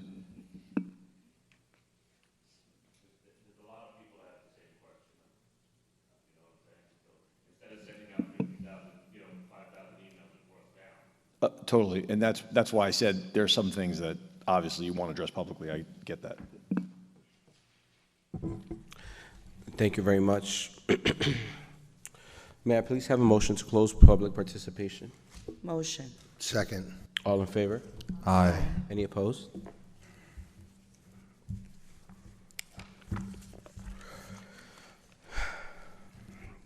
So, I guess we get down towards the end of our meeting now. We're going to go ahead and open it up to our board members to give committee reports. A little bit of our committees this week. Everything's really been, well, this month, everything's been centralized mainly on our budget, so there may not be any reports to give, but please share any statements that you would like to share. So if we could have the chair of the athletics committee. Thank you, Mr. President. First of all, I want to thank everybody here tonight, especially everybody who stayed in their seats for, I would say, we're hitting the almost 4-hour mark of this meeting. And I want to say I appreciate your dedication to our school district and to everybody at home watching. It's extremely important to have everybody involved in our education system here in Belleville. Now moving on to my comments. As the board president stated, we did not have any committee meetings recently. Things were centralized because of the budget, and so I just have a few comments here. Firstly, I would like to say, as was stated earlier at the meeting, the financial situation of our district is strong, and this is huge progress that has been made over the last few years. I think this is something that we should all be proud of. As Dr. Tomko has stated multiple times, we were at one point in over $4 million deficit, and we were over $19 million in inadequacy in regards to spending, and now we are making up the difference. And just to point out, when you look at other districts, they do receive more in regards to the formula for their schools. We saw Nutley was above the 50% mark. We saw Bloomfield was nearing it, and in Belleville, we are in the 38% range. Every time I see that, it really makes me disappointed, but unfortunately, this is the situation that we have been left with. But when we look at this, it really is a testament to the great work that we've done here over the last few years and really making up the difference and catching up, and not only catching up, but thriving with the situations that we currently face financially. Further, I'm very grateful that there was more clarity on the concerns regarding curriculum tonight, and I think Mr. Rodriguez, although he's not here, he has left. I don't blame him. It's been a long meeting, but he did bring up some very valid concerns that other parents in the community who have reached out to me personally and other board members and the administration about curriculum changes that were proposed by the state. And I think that these are valid concerns, and I think everyone should be involved in the educational system. I also want to stress the importance of transparency. And yes, as Mr. Rodriguez noted, the Senate chairman of the Education Committee, Senator Vin Gopal, he has proposed new legislation to ensure that parents are educated about everything that is being changed with the curriculum that is being proposed, and that there will be an opt-out option. So again, there are processes going on through the state to make this a more transparent and more comprehensive approach. Lastly, I just wanted to touch up on a few things in regard to, where we are as a district and where we are as a town and our prospects. I think, again, when you see all of the growth going on, you see the great progress with our educational system, it really does beckon the question of where else can we go, because we are making huge leaps. And I think as we continue to go forward, we need to continue to have the optimism and the idealism that we have shown over the last few years, and we need to keep going further. And when you look at these other districts, when you look at just around the country, when there is a will, there is a way. And we need to continue to do the best for our children. Yes, it is costly running an educational institution of this size, of any size, but it's worth it, because at the end of the day, our children are our #1 priority, and we can never and should never cut corners on their education. I also wanted to just touch up that it is Autism Awareness Month, and that's why I'm wearing blue today. And I really just want to stress everybody, just remember to treat everyone fairly, and to remember that we are all different, but it doesn't make us any less valued, and that we all need to come together and care for all of us and all each other. Thank you, and have a great night.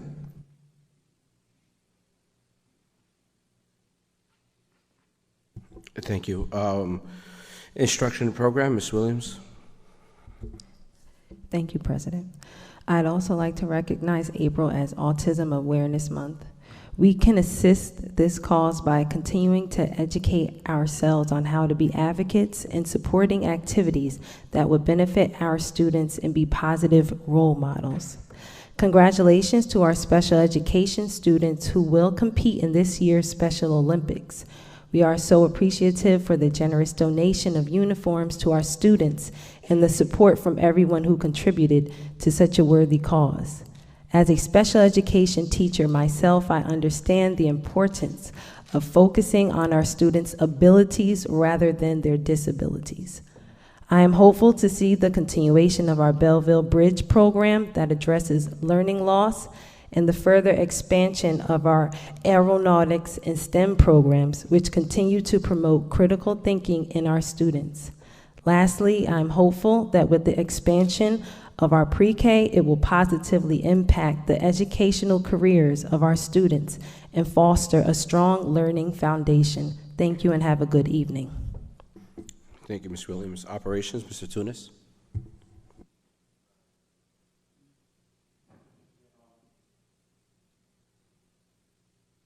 There's nothing to report at this time in operations, but thank you all for coming out tonight. And I know it was a very long meeting, and I hope we were very thorough and answered everybody's questions. And that's it. Thank you.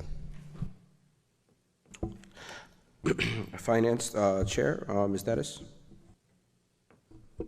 Nothing to report as far as Finance Committee. I think we went through that enough tonight.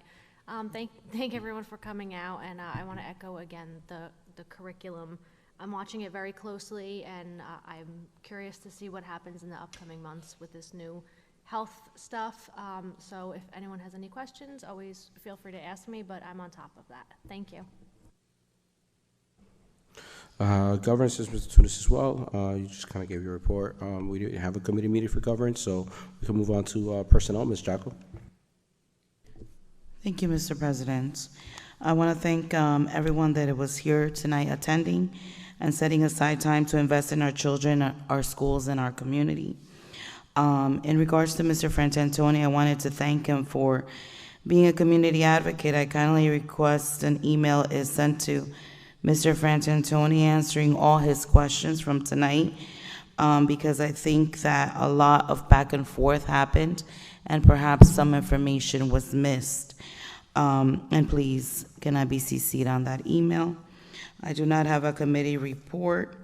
I wanted to do a report regarding the National School Boards Association Convention that I did attend on April 2nd till April 4th. I attended the National School Boards Association Convention. Every year this is held in a different state. This year it was in San Diego. I attended various classes regarding improving achievement for all and closing gaps. I attended equity in schools classes. I also attended ensuring all students achieve, tips for board action and accountability. I also attended a class regarding expanding ESL, using policy to promote diversity, equity, and inclusion, and also a class that they offered regarding diversity recruitment. The NSBA also had a wonderful opportunity to bag hundreds of supplies for homeless children at the convention, so each trustee was able to donate their time if they wished. It was a great opportunity to help the community. I also wanted to mention, as the Vice President of the Essex County School Boards Association, I wanted to remind my Belleville trustees, our BA, and our superintendent that there is a meeting on May 11 at 6:30 p.m. in person, where we will honor our unsung heroes. Each school nominates a student each year who was an unsung hero at their high school. I look forward to seeing you all there to support our Belleville student that will be selected this year. In regards to some comments about behavior in the community, I had mentioned something during one of the other comments where we spoke about HIB. So, I mean, it happens in school, harassment, intimidation, bullying, outside of school, different things. It's all interconnected, in my opinion. And I recall back in my PTA days, we had after-school activities for the children as PTAs, PTOs, HSAs, OPEs, to keep the children busy. We also had, I recall, something called Books and Baskets, and they had supervision available during those hours while different schools, it happened in every school building, and it kept the children there till 8 p.m. It kept them busy. You know, I do not support closing access to our facilities, such as the Clearman Field, because the reason we invested all that money was to give access to the community to have something to do. As our board president mentioned today, he's going to make sure that we have that supervision needed on those grounds so that at the end of the day, the community, the children are serviced, and we are in a safe environment as a community also. So hopefully, as Dr. Tomko stated, you know, he's working on that, and I hope that we can definitely have our students doing different activities in these facilities and making sure our community is safe, obviously. I want to thank everyone for coming again and see you at the next meeting. And happy Mother's Day in advance to all the moms, teachers, and et cetera before our next meeting. Vice President Benamitty. Thank you, President. Good evening, everyone. Thank you for coming out. I will just echo a lot of what everyone said, but I also want to comment on this middle school project and the purchase of the properties that are there and the ideas of what's to come. I think that we've done so much here at the high school, and I think I said this before, the beautification, the amphitheater, the outdoor eating area now, the branding, the blue and gold, the Buccaneer. We've done so much here that we've neglected the middle school to the point where the last couple of years, people were not looking at it favorably, especially parents. So the reality was, what can we do to the middle school to mirror what we've done at the high school? And sometimes things just fall into place. The fact that these buildings were being sold at almost the same times put pressure on everyone to sort of react and get in the mode to see what could be done. And I have to thank everyone who worked so hard, because we're at this stage where we were able to get a bond approved to be able to purchase properties, to be able to expand the middle school, to really think beyond now the means of what we were originally thinking. So for the students there, for the teachers there, the morale that they probably did not have, because there was stuff being done here, they can now look forward to, and hopefully will have some input with as well. I just know that they will really enjoy what's to come. So the other part of that is, I had always felt that the office leases, as with just leasing space, is exactly what we believe it is. It's a lease and the money kind of just goes. But we knew getting the office space was a good thing, because we knew we were doing something really good at the high school by removing office space and expanding that area and making it accessible to students. So now the other opportunity is the Eastern International Building has office space. And I think I may have put a little pressure on the superintendent and the BA. I began pulling checks, and I kind of began stomping my feet. But I don't think it was just me, because there were conversations with other board members, and that, you know, we really need to rethink these leases. Because if we do the calculations, which every community member did, who's a taxpayer, you really kind of, it began to make you feel like this was not a good thing.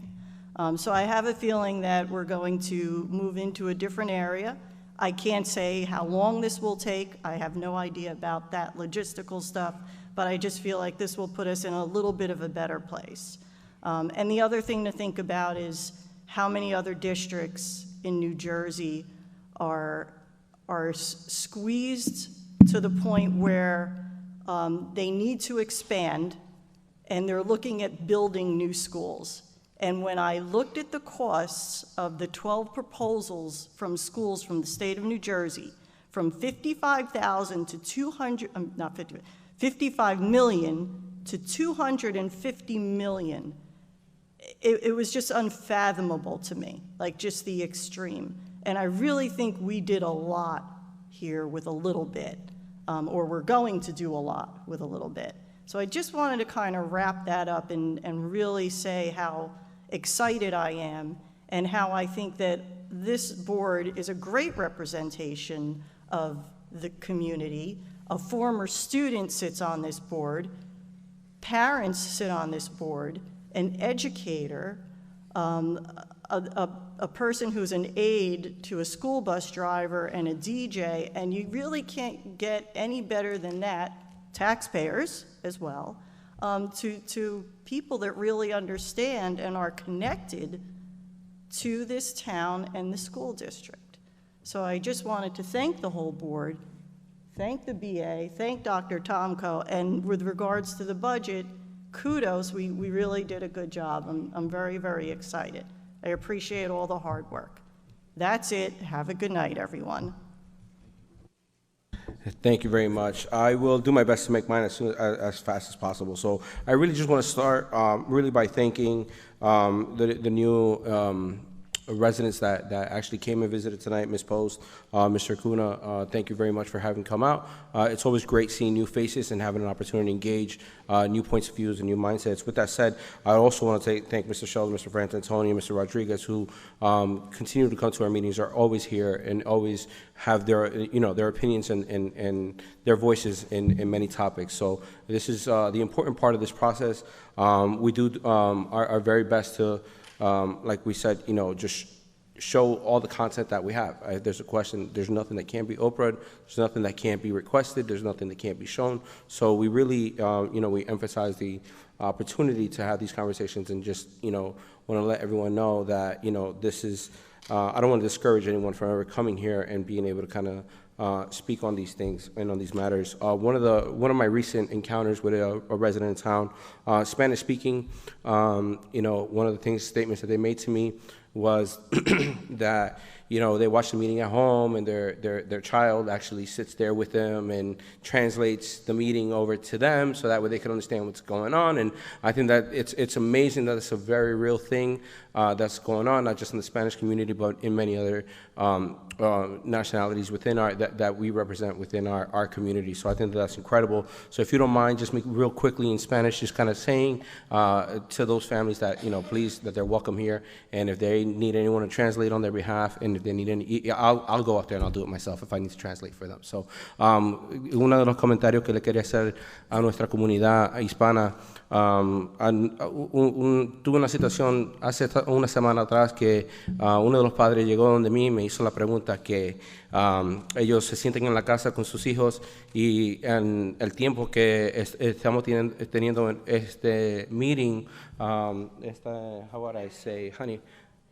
Esta reunión, thank you, Ms. Chaco. En el tiempo que estamos teniendo esta reunión, sus hijos están transmitiéndole toda la información que nosotros le estamos dando y yo creo que eso es algo bien bonito en nuestra comunidad porque tenemos, esto no es solamente nuestra comunidad hispana, pero también nuestra comunidad italiana, nuestra comunidad filipina, somos una comunidad de muchas diferentes, ¿cómo se dice? Ms. Jaco, how would I say? Diga? Say it into the mic so I don't have to say it. Are you saying various, right? Diversos. Yes. Somos muy variables en nuestra comunidad y yo solamente le quería decir, si usted se siente como que quiere llegar a estas reuniones y a poder hablar algo que esté en su mente y en su corazón, algo que usted quiere que la comunidad escuche o usted quiere que alguno de nuestros representantes escuchen, quiero que usted se sienta cómodo o cómoda en poder llegar aquí y saber que va a tener a alguien que esté disponible con usted. Como usted ve, yo también a veces necesito un poco de asistencia en transmitir lo que yo tengo que decir. Gracias a Ms. Jaco por ayudarme en eso y ustedes, pero para eso estamos, como una comunidad reunidos y podemos hacer todo lo que tenemos que hacer para que podamos lograr la meta que es que nuestros niños mejoren. With that said, I want to move on. I want to thank our crew team. I got to spend, what was it, 3, 4 o'clock in the morning? I think we were on the road getting ready to go set up the crew tents in Philly. It was incredible being there. Literally spent all day on the grill for them, just seeing these kids and their sense of camaraderie and their ability to come together. It was just something that, I literally just had to sit back and just watch our kids just be we had to offload a pickup truck, 2 pickup trucks, a trailer with the boats, and a trailer with just equipment. And these kids were on it. They were no, what can I do? Let me move this. They were just like clockwork. They were amazing. They helped set up. They helped break down. And all of this, not one single argument, not one single fight. They just worked together in a way that I was just so blown away by them. And I could just imagine how that is within all of our other sports. So I just want to shine a little bit of a light on them because I had the privilege to just sit there and watch them be, and it was incredible to see them just, do what they do and be successful at it. I want to wish everyone a happy Mother's Day because I know I won't be able to say it before the next meeting. So happy Mother's Day to you.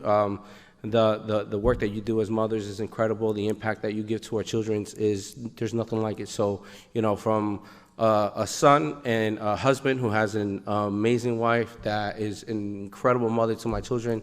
You know, I just want to thank you for everything that you all do. I echo a lot of the stuff that we speak here. I do appreciate that Mr. Acuna brought some light into the conversations and actually started the conversation that we're going to be having within our community. You know, I'm excited about having these things. You know, being up here is making some of these tough decisions. It's what we have to do, and we have to have the hard conversations. I know that this is going to be one of them. It's something that we've all been really speaking amongst ourselves already. So we're getting ready, and I hope that you make it back into this auditorium to have those meetings. Again, you know, I don't want to touch on anything else that we already spoke on. So I just want to once again thank you all for being here. Thank you for sticking with us till the very end, and thank you everyone at home for tuning in and sticking with us as well. Thank you. May I have a motion to adjourn the meeting? Motion. Mr. President, can we have that translated in Mandarin, please? Excuse me. Oh, do we have a translated Mandarin? Italian? Anybody? No, that's not just joking. Bien trabajo. Motion.